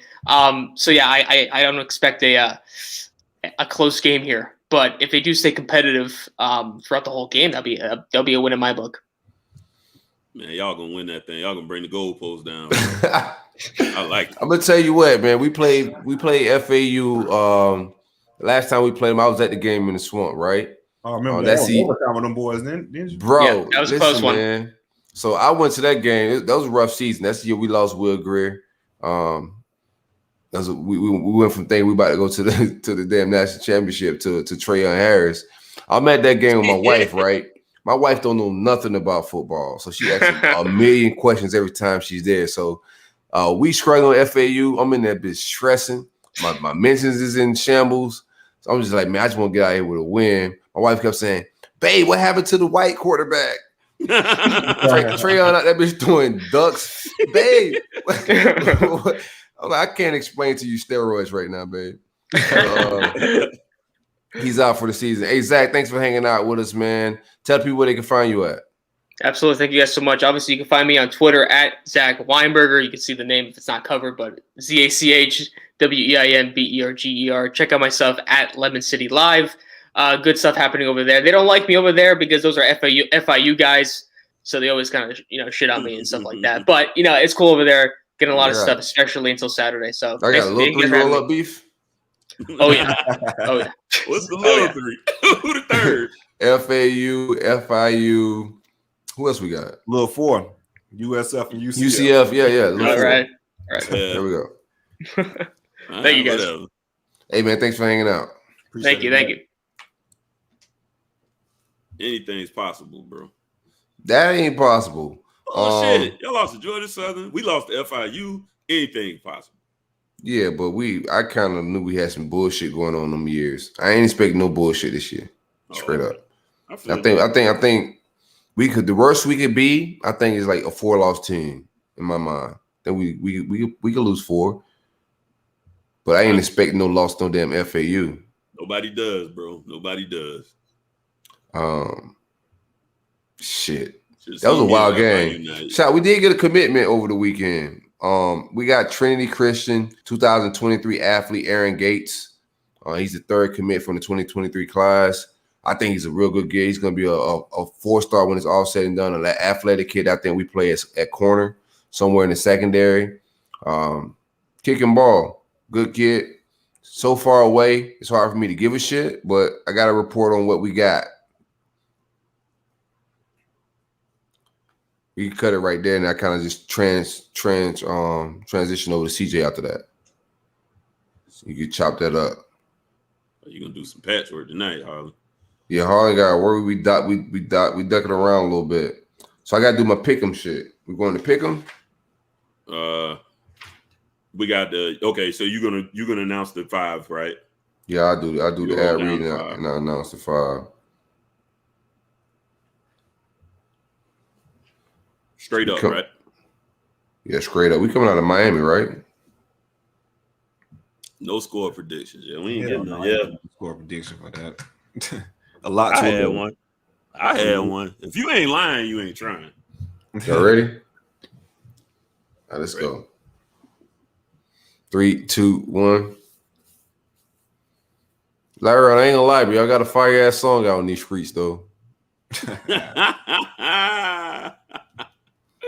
Oh, man. That song, man. Bama by 40. Nah. September 4th is going down in Atlanta. Last year's national championship team. Now we gotta get him out of there. The beat was knocking. That man ain't set the table, man. He came in too weak. He came in soft as hell with that little ding. Right. You got some shit dinging in the background and no bass on drop. You got to come with some heat. Nah, he had the 808s kicking and all. I mean, we done said his name now, so shout out to Coach Cool, bro. He let his nuts hang. He ain't taking himself too seriously, so I'm gonna let him live, man. At first, I was like, "Yo, get this guy the hell out of here, man." Like, you know what? He ain't being serious, bro. He got a spoon on his shoulder. He's not being serious about it. So they got him exposure. You know, I'm sure his YouTube views probably went up after that. And I like people who don't take themselves too seriously, bro. So yeah, shout out, Coach. I don't know if you Coach Cool. I don't know exactly what you coach, but there's some smoke out there. He may be on like game day or some shit. I think he's y'all pick guy. I heard something like that. I hope so. I hope so too, for his sake, man. Let him win. I don't need my fans like Coach Coop to get out on game day and shit like that. I'm gonna be honest with you. We got some fans like that too, and I need them to stay on the cover. Well, no, I've seen like some of his videos and stuff. I mean, he's got an energy and like, you know, it's a little high energy type stuff. But he was being it's fan shit. It's fan shit. He's being a little extra goofy for that. Like, yeah, that wasn't. He comes off pretty realistic and everything too. So shout out to Coach Coop. Yeah, we got a new sponsor. Yeah. Shout out to the great folks at Prize Pick. Prize Pick is the easy way to play daily fantasy. It's you versus the projected numbers pretty much. So you're not like betting another person or betting on the game. You're betting on stats. You pick 2 to 5 players and an over-under on the projections. And you can win up to 10 times your bread. I ain't never played no shit like this, but it's hella interesting. It's like fantasy football on a day-to-day basis, on a game-to-game basis. Prize Picks allows you to pick up players and stats from different teams and different sports as well. So you can mix and match, kind of set you over and under on different stats, and then you make your little bread back. I'm gonna get into that shit. This week, for Prize Pick, we're betting on the games, not betting at all. Well, we're picking games. But next week, I want to do the over/under on these stats. I want to try that out, test it on this show, and then I can see if I want to bet and shit in real life. All right. Use coupon code RollUp for 100% match on any deposit you make. Use coupon code RollUp, and they're gonna match whatever deposit you put in. And you put 500, they're gonna put 500. Not a bad deal at all. Up to 100. Oh, up to 100. Yeah. All right, let me redo that. Cut it out. You see that? On the little scrolling thing at the bottom. Yeah. Oh, shit. All right, 3, 2, 1. Use coupon code. Make sure I read this right. All right, 3, 2, 1. Use coupon code RollUp for 100% match on anything up to $100. If you deposit $100, they're going to match you with $100. All right, fellas, we got some picks. We can start with the game of the week, pretty much in my mind. Clemson, UGA. Start with you, Larry Young. You're a Georgia boy. What's up? Man, you right. Georgia boy. How you became a Hurricane fan? I'm born in 1980. That's the last. They won the last championship. They won last. You should have. What? I was born. You supposed to come out the womb with UGA stuff on that, yo. Right. That's a special year. Y'all want to get into like my no dad around bag? Y'all want to bring a dark energy to the show? It all began when I was left as a child. I didn't have nobody to pick. Only uncle I had that like cared about sports like that. He was a Florida State fan, and I wasn't really rocking with the Maroon, so that's why I ended up being a Miami fan. But anyways, He said Maroon. Yeah, Garnet, whatever. I wasn't trying to be disrespectful for once. I like Georgia on that one. I think it's going to be tight. I've been going back and forth on that game for a little bit. I can definitely see it going either way, but I do like the defense Georgia going to be bringing back. And if JT could kind of, continue on the trajectory he was on, I think they ought to be able to give him a pretty good game. Now, they're not going to have Pickens, so that's going to hurt. He got a lot of problems outside receiving. Yeah, right. Yeah, I know he's a guy that can go up and get it. And you can't like the shot against that D-line either, but I'm going to take Georgia just for the hometown, really. Be honest with you, I think – let me shut up. All right, I'm taking Georgia. You like Georgia, huh? I'm taking Georgia. The more I'm talking about to talk myself out of Georgia. Where you at with it, CJ? Man, like I said, it's the matchup of the weekend. It's real tough. I'm kind of going back and forth also. My main concern with Clemson is Dabo saying they're going to be rotating centers against one of the better defensive lines you're going to have in college football. So that gave me some pause. But on the flip end, like you said, Pickens is going to be out, and Venables, he feasts on these type of offenses or what. I think he's going to scheme up some stuff. Really like the Clemson quarterback. Feel like he's next in line. You go from Taj Boyd on the college level, so to speak. Taj Boyd, Watson, Trevor to DJ. I like him a lot. So I'm gonna go Clemson in the close one. Got to go with the family. So I'm gonna go Clemson in the close one. But that rotating centers definitely got me like, what the hell? I never heard of rotating centers. Right, yeah, that's wild right there. How the hell you even do that? Series, you can't do it in like about to say, you can't just run out. Something like receivers. Yeah, you start getting snap issues and things like that, cadence issues, things. You start getting a lot of false starts when you start rotating centers. Like, that's a weird spot. I've ever heard. Yeah, that's not something I want to swap with. Yeah, when I heard that, I was like, damn, man. But Dabo, a lot of ball and won a lot of games, so I guess I can't question him. But shit, it definitely caused some alarm. I like Clemson in the close one. Did y'all hear about like the wide receiver? My man Fred Davis hit a woman going 115 miles per hour, and he's gonna play Saturday. Yeah, the thing with that is like the woman hasn't pressed charges or anything like that. She alive? Yeah, she alive. She wasn't. Holy shit! Right, crazy. She was in a mail truck, right? Yeah. You hit her like while she's like outside of the vehicle and anything like that. But yeah, she's still alive and hasn't pressed any charges. Now she may try to sue and get that bad later on down the line, say if you make it to the league or something like that. But if he was a regular patron that hit a woman at 115 miles, I don't know where he was driving at. He was arrested and he may have in Clemson they got little back roads and shit that's like 45 on limit wise, and one of the roads that you just fly on those back country roads, just you can easily go 100, 115 on those roads with 50 miles per hour speed limit. But he was arrested and charged for speeding. That was pretty much it. That's crazy, bro. Yeah, I'm gonna go with Clemson. I think I'm just gonna go with Clemson's like track record as far as offense. They've always been able to go get points, move the ball. Georgia comes out a little rusty with offense, like traditionally with Kirby. I think this is a bad matchup for them week one. I think they got a talent, but not having wide receivers, not being able to be explosive on the outside, I don't think they can just be able to run down Clemson's throat for 4 quarters. I think they got to stretch the ball down the field a little bit. So I'm just going to go Clemson just because from that standpoint. I think they're going to be more ready week one. If I got to rely on one of those coaches to be ready week one, I'm going to go with Dabo. Yeah. And I'm hearing unhappy locker room around there. Clemson? Yeah. No, not Clemson, UGA. There's grumblings about a lot of kids not super happy there. No, that's been the case since he's gotten there. He can't keep a quarterback. Transference being in, like it's been a revolving door, Georgia. Yeah. So none of that's new. Kids keep signing up, right? Well, yeah, you drop the bag off, I'm gonna sign up too, and then I'm gonna leave. What you gonna do? Tell on me? We gave you that money. Yeah, well, you wasn't supposed to do that. See ya. Well, unfortunately, now we got NIL. They ain't got to worry about that no more. Louisville, Ole Miss. Ole Miss.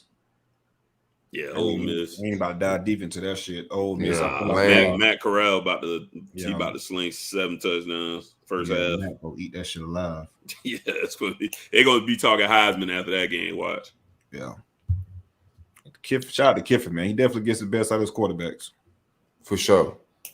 That's gonna be an interesting team to watch this fall. I want to see how they fare in the West because I think they'll put up some stats, but I don't know how many games they can win in the SEC West. All right, that's the thing. It's going to be a bunch of bottomless stats because that win-loss column is not going to reflect. Right. Penn State, Wisconsin. We assume you taking Ole Miss too? Who, me? Yeah, Ole Miss. Oh, okay. Yeah, I'm taking Louisville. You better send Lamar back. I still take Ole Miss. I think I'm leading Wisconsin with this one, man. Physical team. The MO is to run the football. I think both teams be better than last year, man. But I just think Wisconsin is just a better ran program than Penn State, man. They win games. And Penn State's cost me in the past. Yeah, like in big games like this, like they just always cost me in the past. I want to go with my man Sidey. He out there, Franklin. I like Franklin as a coach, but I'm gonna go with Wisconsin. I think they're gonna lean on them people. And like he said, they just been more consistent as a program. They've been beating the shit out of Miami, leaning on y'all on the regular. Yeah, shit y'all talking about, man. Go ahead, man. I was gonna say about Miami. You ain't got to talk about Miami. I'm here to talk about Miami. No, go ahead, man. You know all about them. Anyways. Yeah, Wisconsin would be rolling Miami up pretty bad, so I'm gonna go ahead and take Wisconsin. That's big bro until we get them, man. That's the one team that just annoys the hell out of me. Even before 2000 and what year was that? 2018. Oh yeah, we lost to them in that bowl. Yeah, even before that, y'all lost to them in the bowl previously, didn't? It was it was the pinstripe. Yeah, something like that. Then you had the one where my boy, the running back from Tennessee, he was pretty good too. Greg, was it Bryce? No. Damn, I had it right down to my tongue too. He tore his knee up that game. And he kind of never was the same quite after that. He was out of Tennessee. I can't remember his name right now. Oh, Cooper. That's right. Yeah. Number 2, running back. Yeah, so we lost that one too. So that's Wisconsin, that team. I'm a respectful fan, bro. Until we get them, that's big, bro. So I'm taking Wisconsin.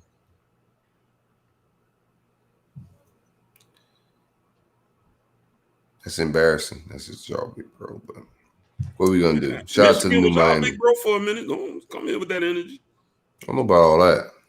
I know. I seen it. All right, last matchup: UCLA LSU. I got LSU, man. I know it's a crazy situation with the hurricane.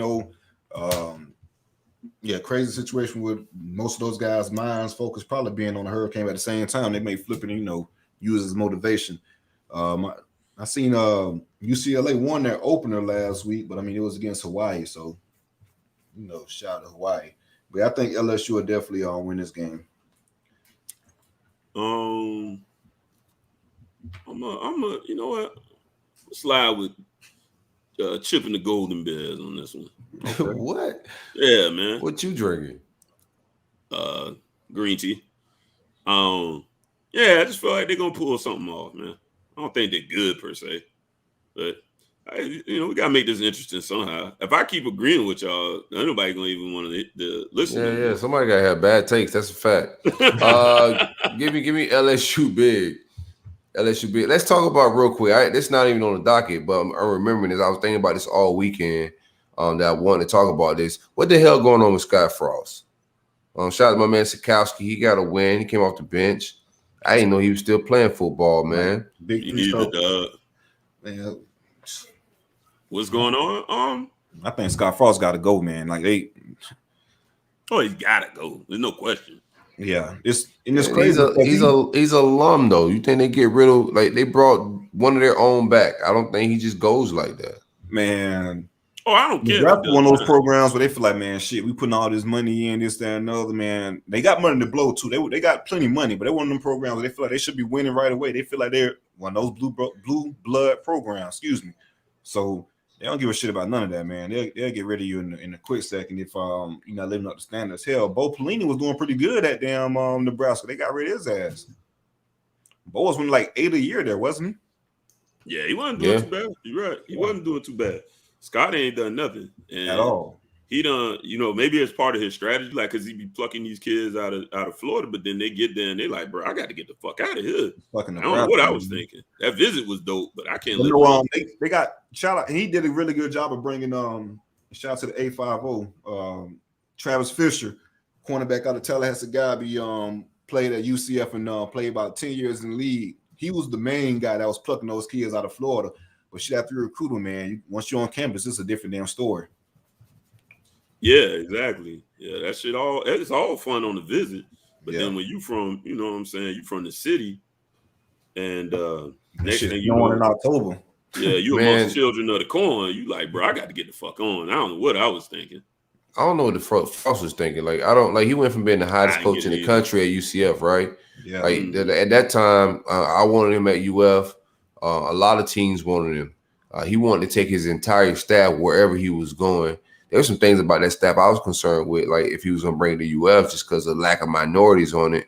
But to see him go to Nebraska, like a place that he should do well recruiting for what Nebraska could get, I don't ever think they'll land elite classes, but it's Nebraska. He'll get some guys. I just don't see any progression. And if he's going to keep that job, I don't think he's going to get fired that fast. And I think he's been granted a lot of patience in my mind. Right. I mean, in the same way they do Harbaugh, right? Like Harbaugh ain't one of their own. Ohio State yet. You know what I mean? And then they just give Cat. Harbaugh, he'll have some years to where, like in 2016, they go to the Orange Bowl. When we played him in the Orange Bowl, he'll have some years like that.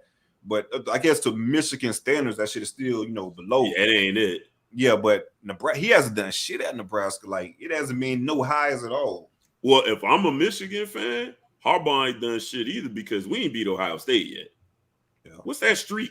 Isn't it like, what is the streak on that Ohio State game? I lost count. Bro, yeah, it's up there. It's crazy. Well, it got. That's what it got wicked with Harbaugh when Urban leaves, right? And then Urban's backup is beating the shit out of Harbaugh. Right. So it's like you kind of understand when he's struggling against one of the greatest college coaches of all time, right? Main name is a beat. Yeah, it's just like still beating him like a drum. But Harbaugh is bringing in talent. As far as the classes weren't bad, so he's bringing in some talent. He's bringing in his pedigree, bringing in a nice staff.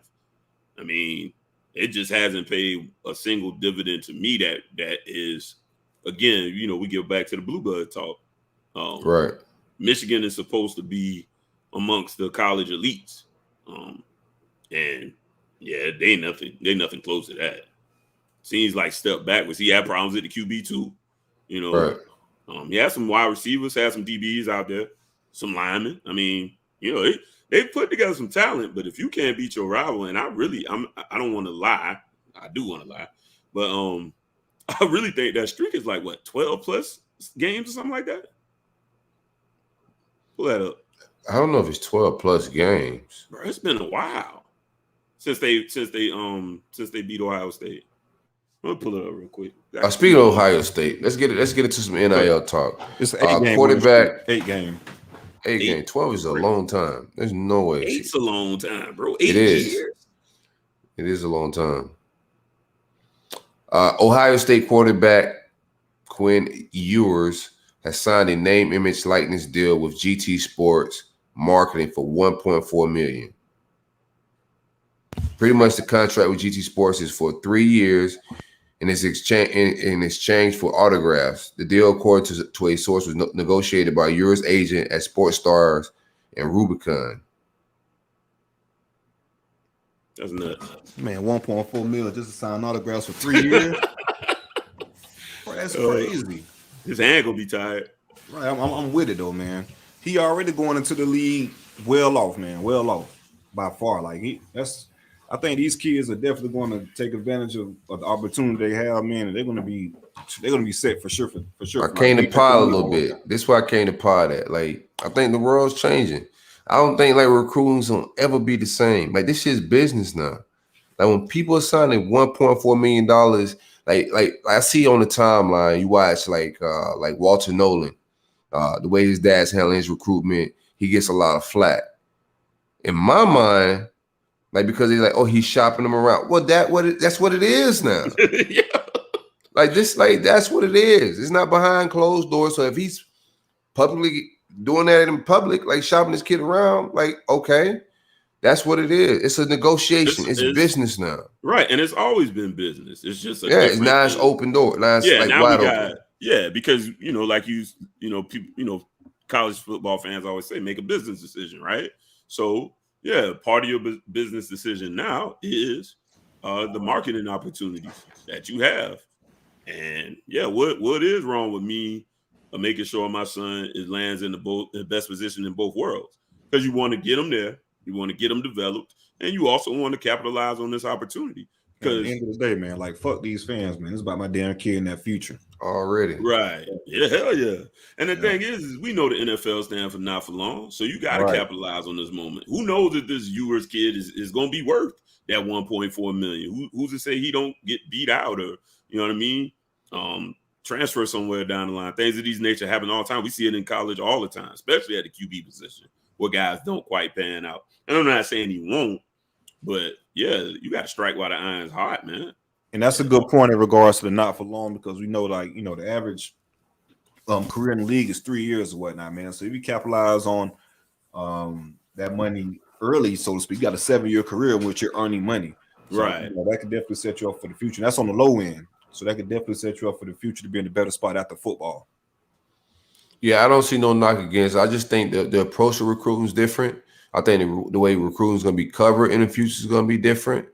Like recruiting sites is going to be a little different than chasing information about like camps and stuff. Now it's going to be chasing the deals. It's a lot of things that's shaking up. I think college football is about to look completely different. There's a crypto like deal or some crypto company that offered all Florida State players like $500. I seen that was one that jumped out to me in NIL as well. Muted. You muted, see. Chase, there you go. Yeah, my bad, fellas. You good?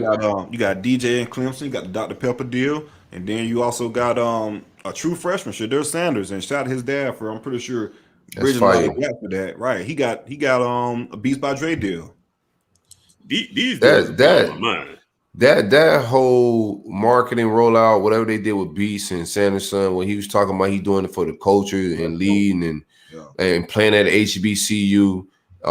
Being with a big brand like Beats, that's what this shit's empowering, bro. And I think it's like some crazy wealth transfer. Like this is some wild times where these 18-year-old boys go set themselves up like this with brands like the Beats and shit.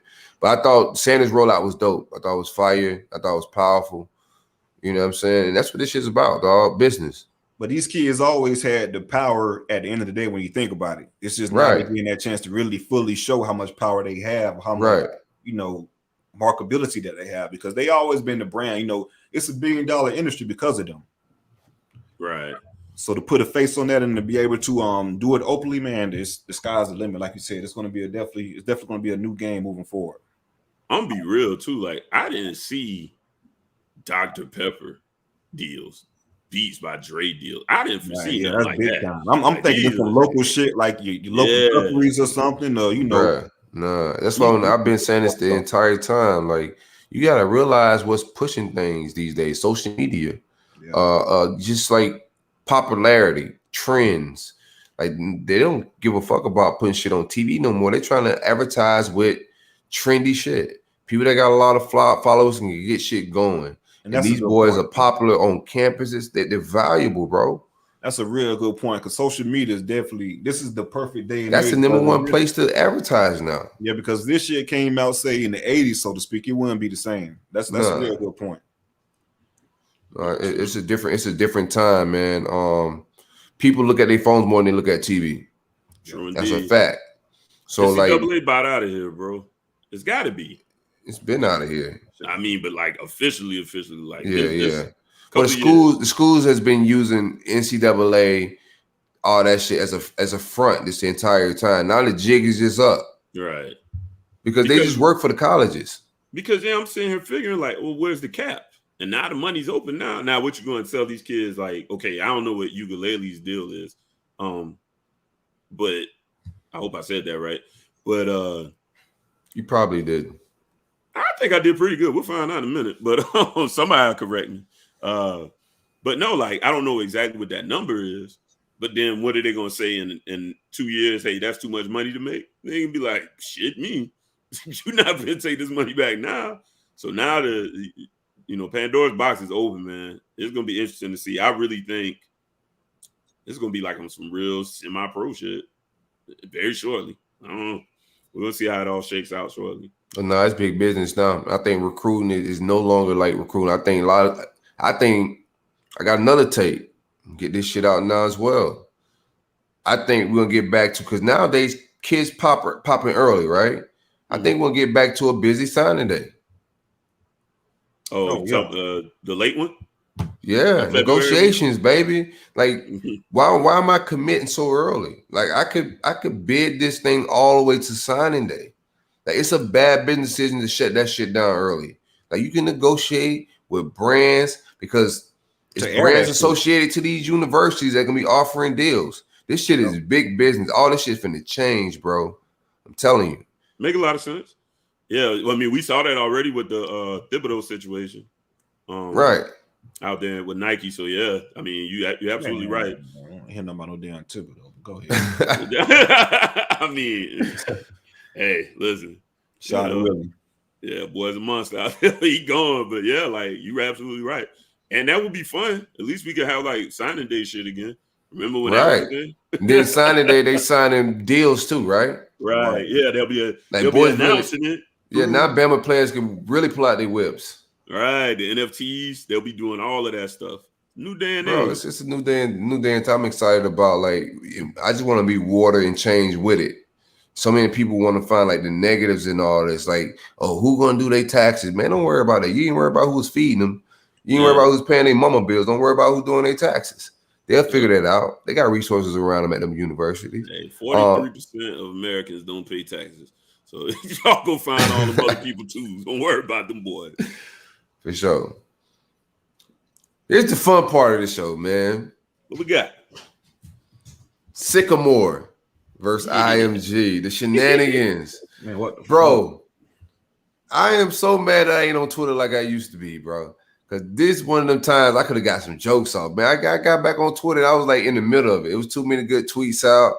I'm trying to unroll what happened. Yeah, it was too much good shit out. They went crazy. D-Rob had my man.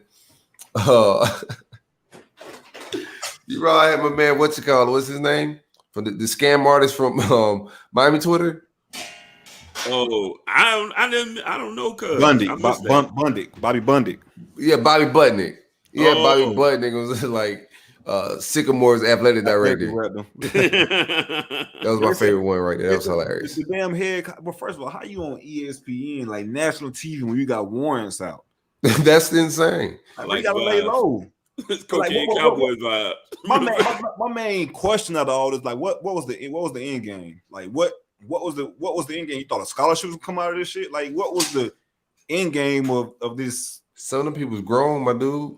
Exactly, man. Like, what's the end game? XL was like mostly JUCO guys, right? So I'm saying, going, wait, you were in JUCO, and they lost. Whooping your ass. And they lost. Go home and be a family man, bro. You good? Don't worry about football. Like after you, it's like the final boss of semi-pro. Like after you get through all the damn levels of semi-pro, like it don't get no bigger than this. These guys playing nationally ranked. They playing fucking IMG on ESPN. They got their boots smoked. Oh, they got killed. No, here's the thing though. How does this 17. Shit? No, how did this shit like this? Because this shit ain't the first. Like this is the first time a whole team did it, right? But we always have players that either spoof the recruiting services. See, that's or like join a team. Remember that kid from Oregon about 10 years ago or California? He the offensive linemen. Yeah, he had the hats on the table. Yeah, like Cal, USC, Oregon, and Oregon. who's ever heard of this dude?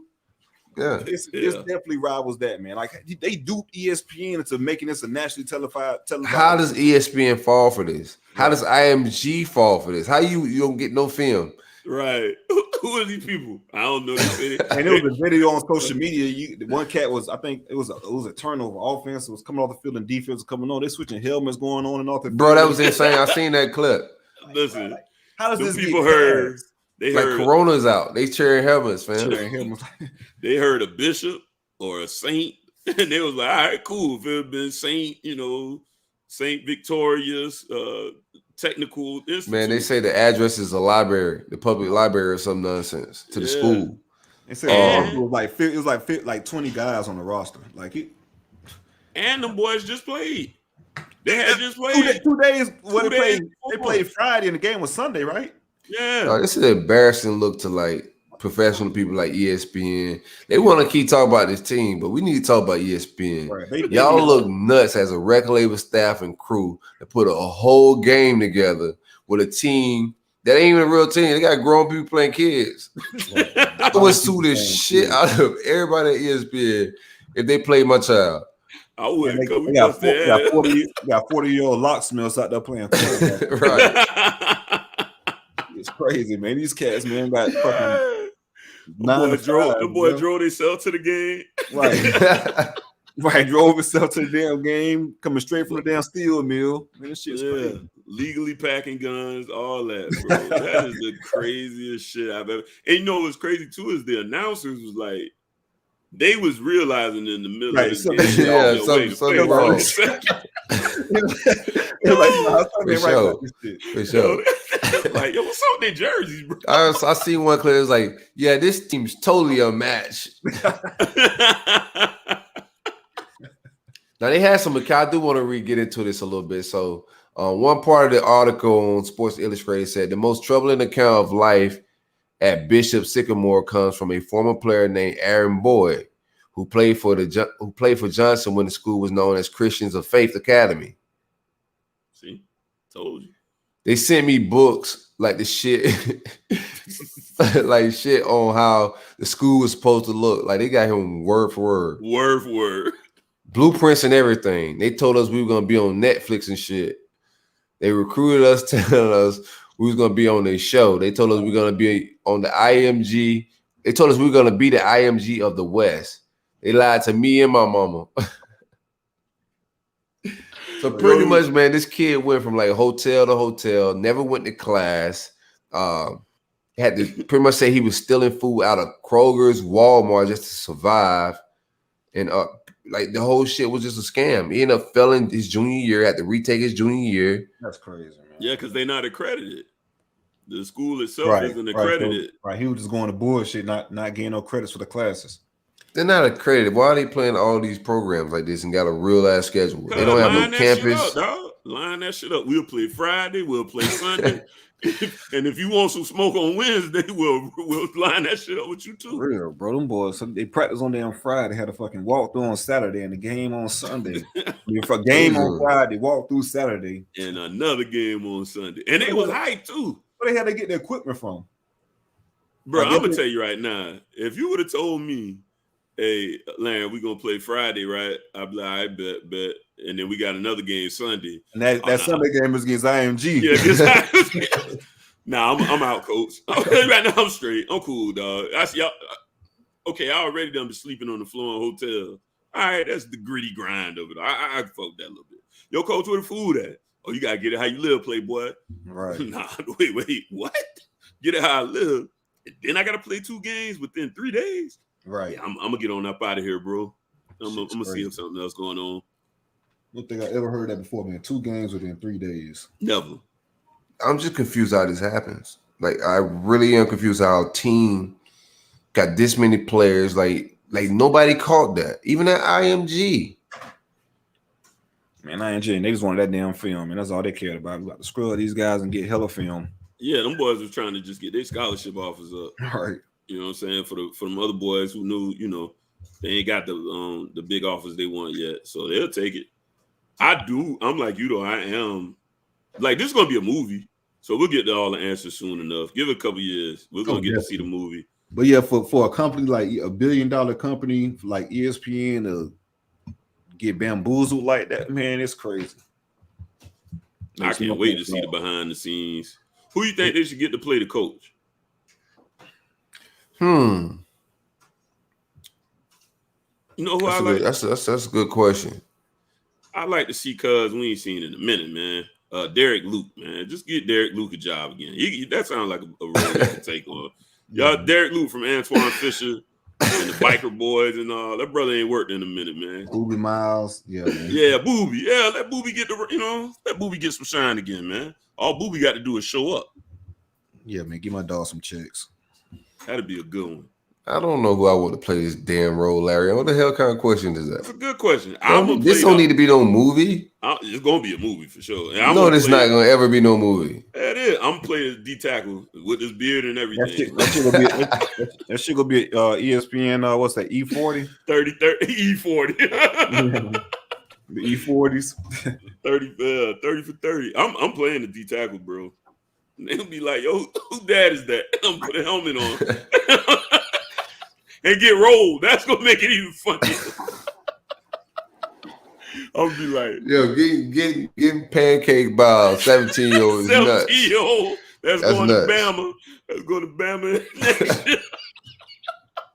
Oh man, that is nuts, bro. Oh man, what else we got, bro? Yeah, who signs up for that shit? For real.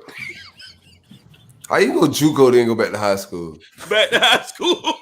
You gotta know what's up, bro. Like the jig's up. Listen, it's not for you. It's okay, bro. There's other avenues of life for you. Football ain't it, because you can't go from JUCO to high school, man. Right, man. Going in pro something other than sports, right?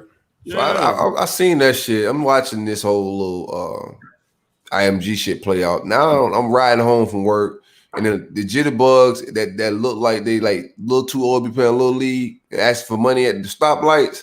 I'm looking at everybody weird now. Like, all right, bro. Right? Yeah. I see what's going on. All you gotta do is ask him, like, let me see your ID real quick. If he reach in his back pocket, he's like, I got your ass. I knew you was 18. Get out of here. Boy, be like 27 out there collecting money, man. I swear. For the football team. It's some Kentucky news out here that ain't getting no heat. And I'm surprised because it's a wild ass case. So 6 black football players at Kentucky University is arrested, and they're facing like 10 to 20 years. It's a party that happened at a fraternity. 6 players show up. They said that somebody at the party asked who invited the niggers. Fight break out. Things got a little crazy. These boys get arrested. I'm just surprised. I don't have any take on it, really, because I don't know. Like, it's party shit. Racist words getting flown. Shit can go crazy. I just think it's crazy that none of this is like big news. Yeah. When y'all threw it in the chat, that was the first I heard of it. Yeah, likewise. I think it was a lawyer on social media who was kind of pushing it. I think that's where we got the tweet from. Right. It's amazing. Outside of that, no big media is talking about this. And this is an SEC program. Right. 6 of their players is locked up facing real prison time, and there's really no smoke about it. Not on the ESPN ticker, nothing. Yeah, and they locked them up. They're arrested all. You know, typically when the college something big as this front page news. Yeah, even with it being Kentucky, who again not one of these like blue blood programs, it's still like you said SEC, Division I football, and they were arrested on what? Were they arrested with burglary or what was the exact charge that they arrested them for? Because I thought it was burglary, and I was like, well, how the hell they break in? Or maybe it was probably trespassing. Damaging property. I won't get back to the article. No, they got like some burglary shit going on. Yeah, I swore it said burglary. Either way, though, it is just an insane situation to where it feels. I like that the lawyer went out there and put that information out there, because I feel like these young men are about to be buried if we don't get the media attention on it. Like you say, everything travels through social media, and a lot of times we think not that much of it, but at the same time, it's that kind of heat that gets, the Ahmaud Arbery case open and people start looking into it was why social media started to get that buzz going. Otherwise, that young man's life would have just probably been snatched away and nobody's ever going to investigate it. So this feels eerily similar to that to me. I feel like these young men, without this social media buzz, and it still ain't really out there like it needs to be, which I'm glad why we taking a moment to speak on it here on this platform. I feel like them boys about to get railroaded. I mean, they were enticed into an altercation. It got physical. It went there. But then you telling me somehow y'all pulled up and arrested these 5 guys, and they're being locked up. Nobody, this is at a frat house. Nobody at the school officials, nobody's saying, hey, hold on. Wait a minute. Right. Can we diffuse this situation? Right. All these are Kentucky University students. Right, exactly. So everybody here goes to the school. You're telling me we can't diffuse this situation any other way other than arresting, pressing charges. Nobody's dropping charges, anything. And we're going to let these young men. I tell you what, it bodes very poorly for the program, UK. I tell you that much. It looks really bad. Stoops, my God, man. But I don't know what kind of shit this is, man. And then especially for the kid to say, man, it was racially charged or whatnot, man. Like, right. Yeah. Especially today. And they need lawyer money. School's not helping them out with none of this. They got to GoFundMe out there trying to raise some money to defend themselves. This is nuts. Yeah, this is nuts. I'm just like shocked. When I seen the article, I forgot which brother sent me this on Twitter because I didn't see anything about it. But he sent it, said, man, could you imagine this is one of the big 3 schools that got this type of heat, the way our media cover us. And I was like, yeah, there's no way. Like, that'd be national news because everybody be harping on this. So I just did a search. I didn't see nothing at all really on this, man. Like a few people talking about it, but I'm like, man, this is big news. Huge news. And today's climate, with some of the things that's happening in recent, year, 2 years, it just feels very uncomfortable to me, man, that this isn't a huge story. I have, nephews around that age. And when you see these kids get put in these positions where their lives are about to be permanently altered, possibly, and no one's stepping in for them, they don't have any advocates besides people going on social media and having to do this. Right. What's really going on out here. But right, and I don't have like the particulars of the party either way, right? I don't know what really went down. But right, no one does. Yeah, nobody know what really went down. I just think it's crazy that there's no coverage of it. And also, like, Kentucky's not stepping in, like Larion said, to kind of diffuse this and see what's going on. I think all of that's very odd. Yeah, and I mean, maybe we'll get some more details, some things will shake out. Again, that's the great power of social media. We'll get an opportunity to get some more facts on it. But either way, it should have been a big story. This just should have been a big story. If all 5 of them were wrong, it should have been a big story, and it wasn't. So keep our eye on it. Keep our finger on the pulse of that situation. I'm definitely interested in that. I gotta kind of follow that up and see where it shakes out at the end. Oh, no doubt. That's to me, that's a big story. I'm gonna keep following it. I want to see, like, as the news break, just dope shit.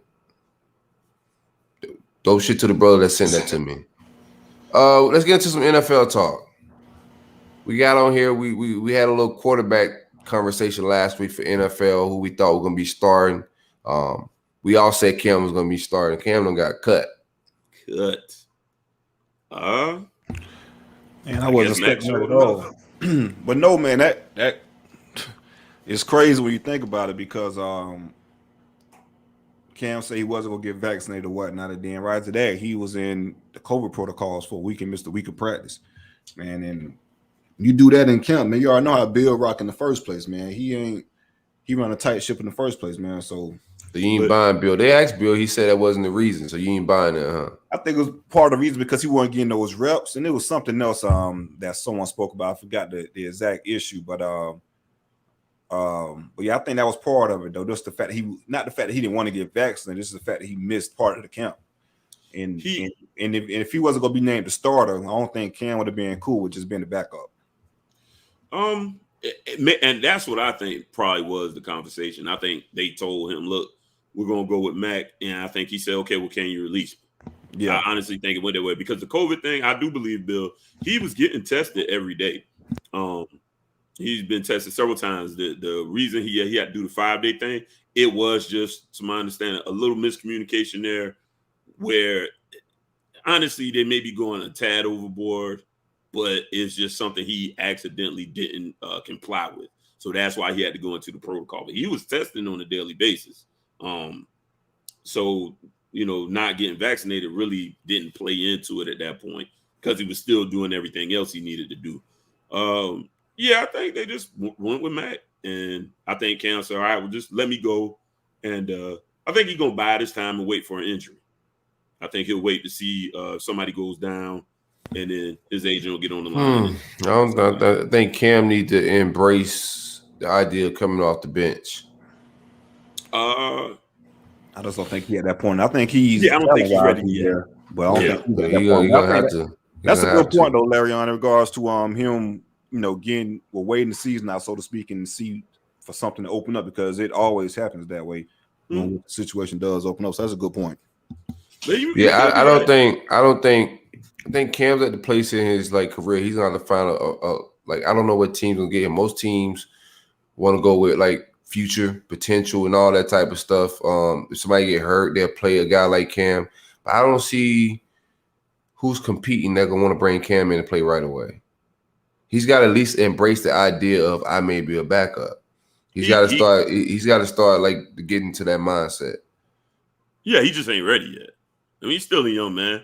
I get it, and maybe he'll hit that place, or maybe he just won't play and say, if I can't play as a starter, I'll leave the game alone. Because he got a clip when he was on I Am Athlete this season saying there's not 32 quarterbacks better than him, and I think that's true. But it's just 30 of them. It's about 30. It's about 30. This is what I'm saying. He just got cut by one of them. So it's like, what is he going to play? He got to embrace that idea of being a backup quarterback. Hold on, man. Put a little respect on Cam. He's not putting Cam at 31. I get it, man. But Cam was started up throwing for 150 and 170 a game. Yeah. He put up Tecmo Bowl numbers and shit. Yeah, that's a bad team too, though. But you're right. I mean, part of the game, especially at the NFL level, is elevating the guys around you. And Cam can be a little inaccurate at times. So we'll see. I honestly, something tells me Cam's ego, I think he'll step away before he'll go backup role. I really do. And honestly, if you got your money right, it's not a bad idea either. No, it's not at all. Enterprise, get into so many other things, like what we learned, when we had the guys from new show with the brain studies. These athletes are thinking on a different level anyway. So Cam's already got stuff going. Maybe he steps away and gets to enterprising even more, and developing this and that, and getting into different ventures. Not a bad I ain't mad at that, but I do think it's winding down. I think his opportunities are winding down. I think if he don't change his mindset and his approach to how he want to move as a professional going forward, everybody ain't gonna want to deal with the big egos from a guy that they think is on the decline. So I think there's a lot of things Cam will have to change mentally to keep a job in the NFL. And like you said, he ain't got to. Yeah. I think we both on the same page. I think he's coming to the end of the road. Right. So if he don't get a spot, let's say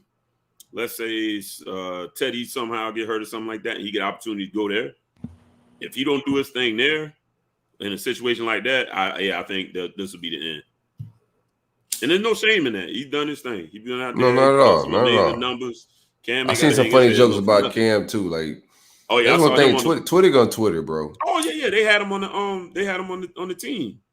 They had him on the. They had him as a starting quarterback. Somebody asked where that kid was that custom out at that camp. Yeah, see that kid probably talking hella shit right now. Cam gonna punch that kid in the chest. Then they remember the joke on whatever that commercial was about 6 years ago about the little white kid saying he gonna come and take the job or whatever. Yeah. Say it finally came true. Yeah, finally came true. Yeah, I seen him with Sycamore. That's what they had him. Yeah, they had him as a starting QB for Sycamore. Oh, that's hilarious. Then they had some highlights going. The right age group. They had some highlights going saying it was some Brady and Moss highlights from 2007 saying that's gonna be Cam and Kelvin Benjamin on the Sycamore team going crazy. Don't talk about KB. Like I old can't do my Carolina dog like days. that. True. I'm gonna leave can't that. I laugh know at he that one. 5'6", ain't he? Yeah. Shout out Yeah, to I'm the gonna leave homie, it man. alone. I'm gonna leave it alone. Yeah, they Shout out was to talking the about homie. the old Carolina days. Sheesh. KB. What y'all feel about this Trent Dilfer situation? Man, to be honest with you, man, I Jack the don't. kid up. If you lived on the rock and haven't seen Trent Dilfer, he's a high school coach. He got into altercation with one of his players. Went a little old school. It's probably acceptable when we played football, but that shit don't go these days. Kind of shoved the kid around a little bit. What's your opinion? Yeah, like you said, I'm just from that era where I don't really mind it. And he just grabbed a kid by the pass. He ain't really yoke him and do anything too crazy with it. He ain't, shake the kid up like he, like we've seen before with other coaches. I don't really got an issue with him. We don't know the backstory, man. That kid could have been on some real disrespectful shit. And we all know, man, we been kids at that point in time. We been assholes and being stupid at, certain point in time. So I don't really have an issue with it just from the video standpoint, man. But I know people have different opinions, and it's different times nowadays. But coming from how I grew up and how I was coached, man, I ain't have no issue with it at all. That was light. That was mild. I ain't care nothing about that shit. Yoke his ass up. And if you don't want to It's a different time, bro. You can't do that shit no more. Trent got to read the room, man. You did read the room. No, you got to read the This is room. my room. Like these kids are different, bro. They're not us. Okay, like Trent's a caveman like us. These kids not that. Too, man. Bring cavemen back. As far as a coach, man, the good coach, you gotta teeter the different personalities and this, that, and another, man. So that's another good point. A lot of these kids don't respond to that shit. They can't respond to that. These kids communicating shit now. They go to counseling. Yeah. What if they got therapists? They got they're in touch with their feelings and shit. Like that's nuts. They talk things out, man. Like it's just like they soft. They're not like we were, bro. I don't even want to call them soft. They different. Like I watch myself, like, bro, I raised my voice, my son the wrong way, he'll start crying. I'm like, bro, you gotta tighten up a little bit. Yeah. Send him to Coach Trent. No. Then you gonna want to fight Coach. I would have. Trent would have had some problems on that sideline. He'd been moving my son around like that. You better not go on over there and let Trent whoop up on you now. Don't take 2 losses. I always advise everybody. Larry, I'll tell y'all one thing I never do. If I am gonna take a loss, it ain't gonna be in front of my family. Gotta be careful. I always just like to advise, gentlemen, think it out. Do we want to take 2 losses here? Or shall we just let our pride? Nah, me and Junior gotta jump him. We gotta jump him. If I say you gotta be like, nah, it's just the coach doing the coach thing, baby. Just you don't that understand. That Kevin Hart story when his dad got knocked down in front of him. Motherfucker said, "Take out the trash, Kev." Nah, dude, you take out the trash. That's like when I come back and get Steve to whoop your ass. Well, remember Beast Mode was asking for a man to talk to? Oh yeah, the dude. Yeah, that's my favorite one. Where's your husband? Yeah, I need a man to speak to. Yeah, like that kid might have did like a selfish penalty, man, that cost the team, and he can't be doing that though. You can't do that. No, I agree with you. No, I'm just saying, just different times. No, like, I think that's Trent caught some heat.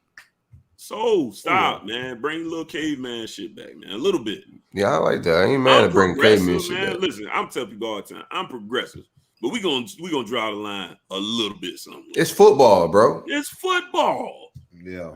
You know what I mean? I'm not the president of the man haters, woman haters club and nothing like that. But bro, we got to have a little masculinity out here, no? You gotta draw the line. He's just Trent Dilfer. Like me personally, I was just read the room, bro. I'm Trent Dilfer. If I do some wild shit with these kids, it's probably going viral, gonna be on the news. But it's the moment. It's the heat of the moment. It's the passion of the game. Yeah, probably looking back at it, he like, damn, I should have handled that. I shouldn't have, but he kind of came out and said that. Like he regretted and made the kid like look bad a little bit as well. Mm-hmm. He got to be able to hold his composure on the sideline. He's the adult in the situation. Like we keep talking about the kid, but he's in charge of everything. But I don't care about. I think what he said. I think the problem is he's Trent Dilfer, and therefore the profile's bigger. Because it was another 100 coaches did the same exact thing on that same night. For sure. Somewhere in America. Yeah, for sure. Yeah, he got to be aware because he's a more high profile guy. Right. But I don't like that because he shouldn't have to be no different. You know, I ain't saying choke slam the kid, or, you know, put him in a figure four, or, you know what I'm saying? Like, you know what I mean? Hit him with a bottle or nothing like that. But yeah, what's wrong with grabbing the front of your pads and sit down right there? He did something wrong. I assure you that. Oh, for sure. And so he's just getting a little hard, a little harsh discipline. A little tough love. Nah, but we definitely, if he moved my son around like that, we gotta have a conversation after the game. After the game, sure, yeah. Just don't go down there. And then why your mom ain't want you playing football, Larry? Yeah, but that was solved. I wasn't scared. You wasn't no caveman, man. You weren't even out there, bro. She was scared, not me. You want somebody else to get yoked up, but you weren't even out there. That's some shit right there. I didn't care about getting yoked up. She cared. I didn't care about that. That didn't scare me. I wasn't scared of them kids. I'm bigger than them kids. I cared. I'd have told their ass. I used to play with boys bigger than me. Like, I played with it when I was 10. I was playing with the 16, 17-year-olds. I ain't scared of them boys. Deshaun Watson, y'all think he plays another down for the Houston Texans? Nah, not a chance. It's over? Yeah, it's over. And I saw the Texans were, they're going to sit him until the situation is resolved. And hell, if I'm Watson, I don't mind that at all because you're getting paid your full salary, just to sit the bench and don't, not beat your body up. Man, you got other words, though. Yeah, he definitely got other words for sure. He might not be worried about like them checks, but he worried about them charges. Yeah, definitely. So he need those checks for the charges. Well, we ain't heard nothing else about the feds. That's what that lawyer said, but we haven't heard anything else come out of that. That was a few weeks ago. Well, I think if Texas is trying to get rid of him like that, there's some smoke up there, right? No, he wanted out. He been one now, yes. You think it's because of him still? Yeah. He refused. He don't want to play there. Yeah, like it's just. Again, I felt like they was just going to show him his place. And he like, nah. Remember, he said he wanted everything public. So he's definitely coming from a place I ain't got nothing to hide. I'm going to pay y'all because that's the game. I see what's going on. I'm going to pay y'all. But I want everything public. He did not want to hire any of the people that he was paying settlements to. There's something. So even that leaked out. Now in hindsight, 2020, this whole Fed thing, I don't even believe that. That may have been like I don't either. Same with other shit. It's from the same lawyer. Oh yeah, the feds came up to me. Real nice guy, Tom Larity. Me and him became cool. It's like, bro, what are you talking about? They told you to run your fucking mouth. They said, yo, go. It just sounds like you're not good at lying. I'm good at lying. Trust me. This is not what you want to do. It just don't. This guy never came across as an authentic individual to me. So I really didn't believe it when I heard it then. Because the way he was spinning the tale, it just sounded weird. Like, right. Why are you telling us? Like, hey, yeah, he's lucky, because the feds were involved. Right. Really, Mr. Busby? Yeah, he said something about expecting some type of indictment. And that was a while ago. And I haven't heard that since. Right. I was assuming in my mind that this whole, because I've been seeing the smoke about him being traded on the block and things like that. So I was assuming that the team was dealing him. I didn't know he was still holding his ground. So that's dope. That's dope shit. And why would and think about this too? The feds getting involved because he's trying to get jerked off by massage therapists? The feds? I've seen some weird shit, Larry, that the feds have taken the people to jail for. So I'm not gonna put it past the feds. It just seems like a weird case for them. Like, we're on it. Give us an opportunity. Track down these hand jobs. Trying to get a hand. Oh no. You know what I'm saying?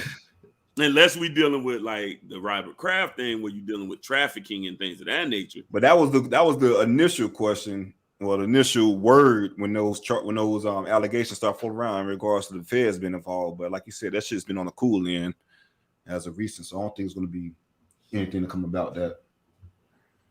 Time shall tell. Good show, fellas. Good show. We're gonna do a life coach and we're gonna get up out of here. Shout out to the great folks at Spencer's Jerky Jerky.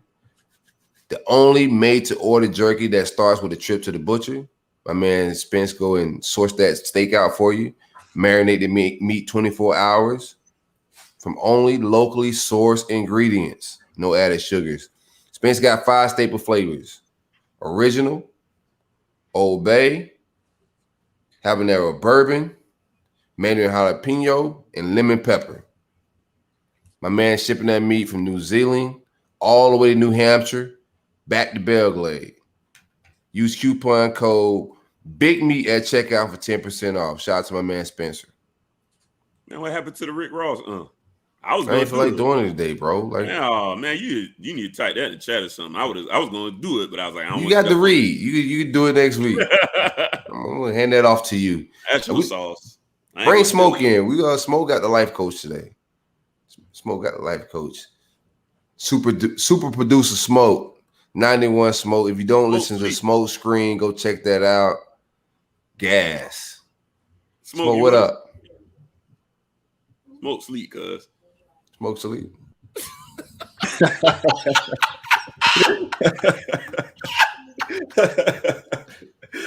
He ate an edible earlier too. Yeah. He told us he ate an edible. I told Smoke, you in for ass with his son. Hey, he stuck like a mom. No, he ate a neuro. Yo. That is hilarious. I told Smoke, take it from a guy who fell asleep on a podcast recently. Smoke out of there. And almost fell asleep last night recording Cut. We was on there all night, man. Yeah, that was late. That's hilarious, man. Shout out to. I did get one life coach question. I got one guy that asked us, how do we prepare our significant others, wives, or whatever for the football season? What is our pep talk to them?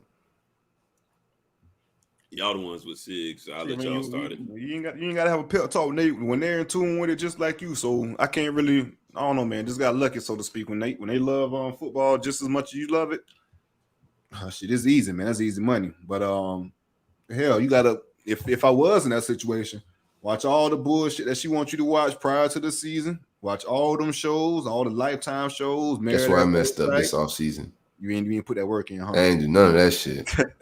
You gotta watch all the Love and Hip Hop, all that type of all the reality TV. Cram all that in over the summer. And fall, man, is all you. That's my advice for that, man. Put all your chips into the summer. And fall, man, she gotta let you do your thing. What you got, Silk? She just know what time it is now, bro. Like, but when she didn't know what time it was rough. Now, when we first met, like, she ain't watching football at all. So the first few times, first year she hung out a football season. That next year it was just like, all right, bro, I'm not finna sit here every Saturday with you. Pass me the card. I'm going to the mall.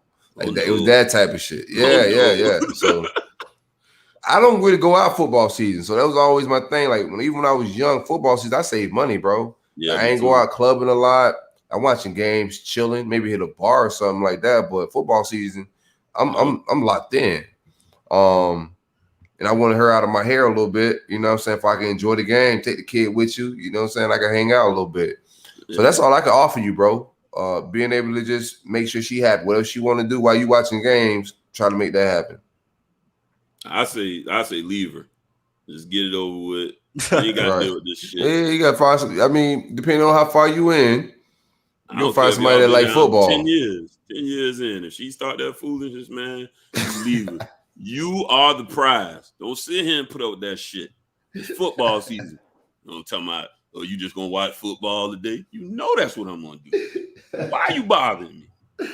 I know I should have hollered at your sister. Tell her some shit like that. You don't have to deal with her no more. Well, come fucking with our peace. That's what we like, man. You knew me when you met me. You know I like football. You met me at the bar. You had a jersey on. You pretended to know players and everything. And Larry got the best damn life coach advice, man. Too definitely listen to whatever Larry say on your life coach advice. Yeah, get out of here, man. Get out of here. Don't you sit here and fuss with her no more.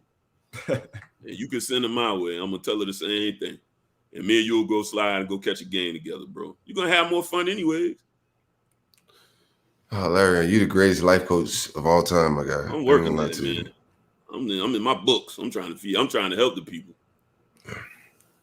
I think that's what you just did. I ain't gonna lie to you. I think you helped them. What did you learn today, bro? What did I learn today? Oh, I learned that nobody knows what the fuck the Gulf Coast offense is. We had a round table and nobody really knows what, including Willie. All you need is war daddies. That's it. That's it. A bunch of war daddies. War daddy. That was like, bro, y'all. That's what I knew. I was like, because I wanted Willie at first too. But when he got to the presser and he started saying shit like war daddies and like that, all that cliche shit, I said, well, they fuck. Oh, Yeah. You know, he's gonna tell you to row the boat. Oh shit. My coach said, trust the process. What fuck? What did I learn today? I learned that this would be the first time in Notre Dame history that a freshman will start at left tackle. No matter the game, not the season opener, any game during the season. This is the first time in program history. I'm gonna tell you what, I know about that life, so I actually like y'all better in that game now too. I had no idea. That's crazy. And Jermaine will be on them, so we'll see how it turns out. Them Florida boys beat the hell out of Lil Zion. I learned that the Pope is a deacon now. I had that in my other. Man, that boy close to being an usher, man. They gonna usher his ass up out of there. That's what's next. He was asking for NIL money. Now he ain't even starting. That's crazy. Florida State wouldn't help him get that bread. That's why he don't want to start. But Florida State, y'all got something going on up there. I'm still taking Notre Dame to stump out. Y'all sound like that island of misfit toys. All them damn people coming from this place and that place. Man, shit, that's how bad. When you go a whole recruiting class, not bringing in a skill player, man, you gotta get it how you live. Yeah, what it is. All right, we're getting up out of here. We're getting up out of here. I got the song this weekend. Yep, it's on you. Not prepared for this. I'm gonna go with something I'm already listening to. What I'm listening to today. Let me get some Kodak. Let me get Testimony Kodak. I ain't gonna take it too far, too deep. Testimony Kodak, easy vibes. All right, bro. Same energy Sunday. If y'all, it's being rebranded. We shooting it on Monday. Y'all see the edits roll out in the next couple of days. Big games. Miami. Can they pull off the upset? This Florida State, Notre Dame game might got my attention now. I wasn't going to watch this shit on Sunday, but Brad sold me on this shit may be something I want to pay attention to because Notre Dame ain't got their shit together, it sound like. Right, we're gonna find out. Right time. We'll find out. Y'all boys bring y'all shit now. Bring your lies, all that shit. It's the roll up. We out of here. Hey, real quick, Harlan. Let's do our picks. Score prediction for the Florida game. All right, for the Florida game, let me see. I think it's going to be. Hold on, real quick. Oh shit, my bad. Yeah, 3, 2, 1. All right, let's get our score prediction for the Florida game. What do you got? All right, Florida game. Let's see. Score prediction. I'm going to go 30-27. 30-27 in favor of UF. 30-27. 30-27, man. FAU missed the game time field goal with 3 seconds left, man. They missed the field goal. I like that it. Was real disrespectful on here, boy. They're scoring the field in the swamp. I like it. Let me get Florida gonna score. They definitely gonna score, but they're not gonna stop nobody from scoring. So I'm gonna take this guy. I'm gonna take FAU 45, Florida 42. I got them making the kick. You're making the kick. Okay. Yeah, I got them making the kick on my side. Kosi throws for 4. He's gonna see. I was trying to take the show to a different level. I didn't know y'all was gonna come on here a lot like this though. 4, yeah, I've got Kosi tossing it around for 4 touchdowns, 350 yards, and he gonna run one in 5 for Cole. Willie pulls up. You know what I'm saying? He pulls up. He takes what he wants and he pulls out. Let's get it. Sounds like rape. Wow. Just say what it sounded like. What you just said. 48-10. We're gonna blow that shit out. That bad. Y'all ain't gonna do that bad. Now come on. Y'all gonna score more than 10. You know what time it is. Scheming Daniel and all that. You don't believe that shit, man. Shit, man, I'm telling you, if we can lose to FIU, y'all can definitely lose to FAU. I saw y'all lose to Georgia Southern. It was a movie round here. But you know, we ain't have no coach like this. What we got right now, man. This shit different. Yeah, man, this shit ain't finna be no. I'm not finna argue with you about FAU. I seen it, bro. You seen what? I seen the loss. I seen us lose to FIU. Y'all can lose to FAU. No, y'all lost the FAU to the guy y'all still got, and that's egregious. That's crazy. And then y'all. Who asked you? Wow, man. Who even asked you, bro? I forgot y'all lost the man. I'm Like glad you y'all reminded me. Y'all lost the. y'all Y'all lost the Like butch. y'all ass was in. Don't do it. Do not do Right. it. I guess I said it out, but man, Yeah, then y'all had Louisiana Tech in the bowl and lost that one too. Yeah, we look god awful in that shit. Man, that was crazy. Thanks for doing the predictions there, Harlan. Because I know we ain't gonna remember. All right, we out. We out. Yeah, cool.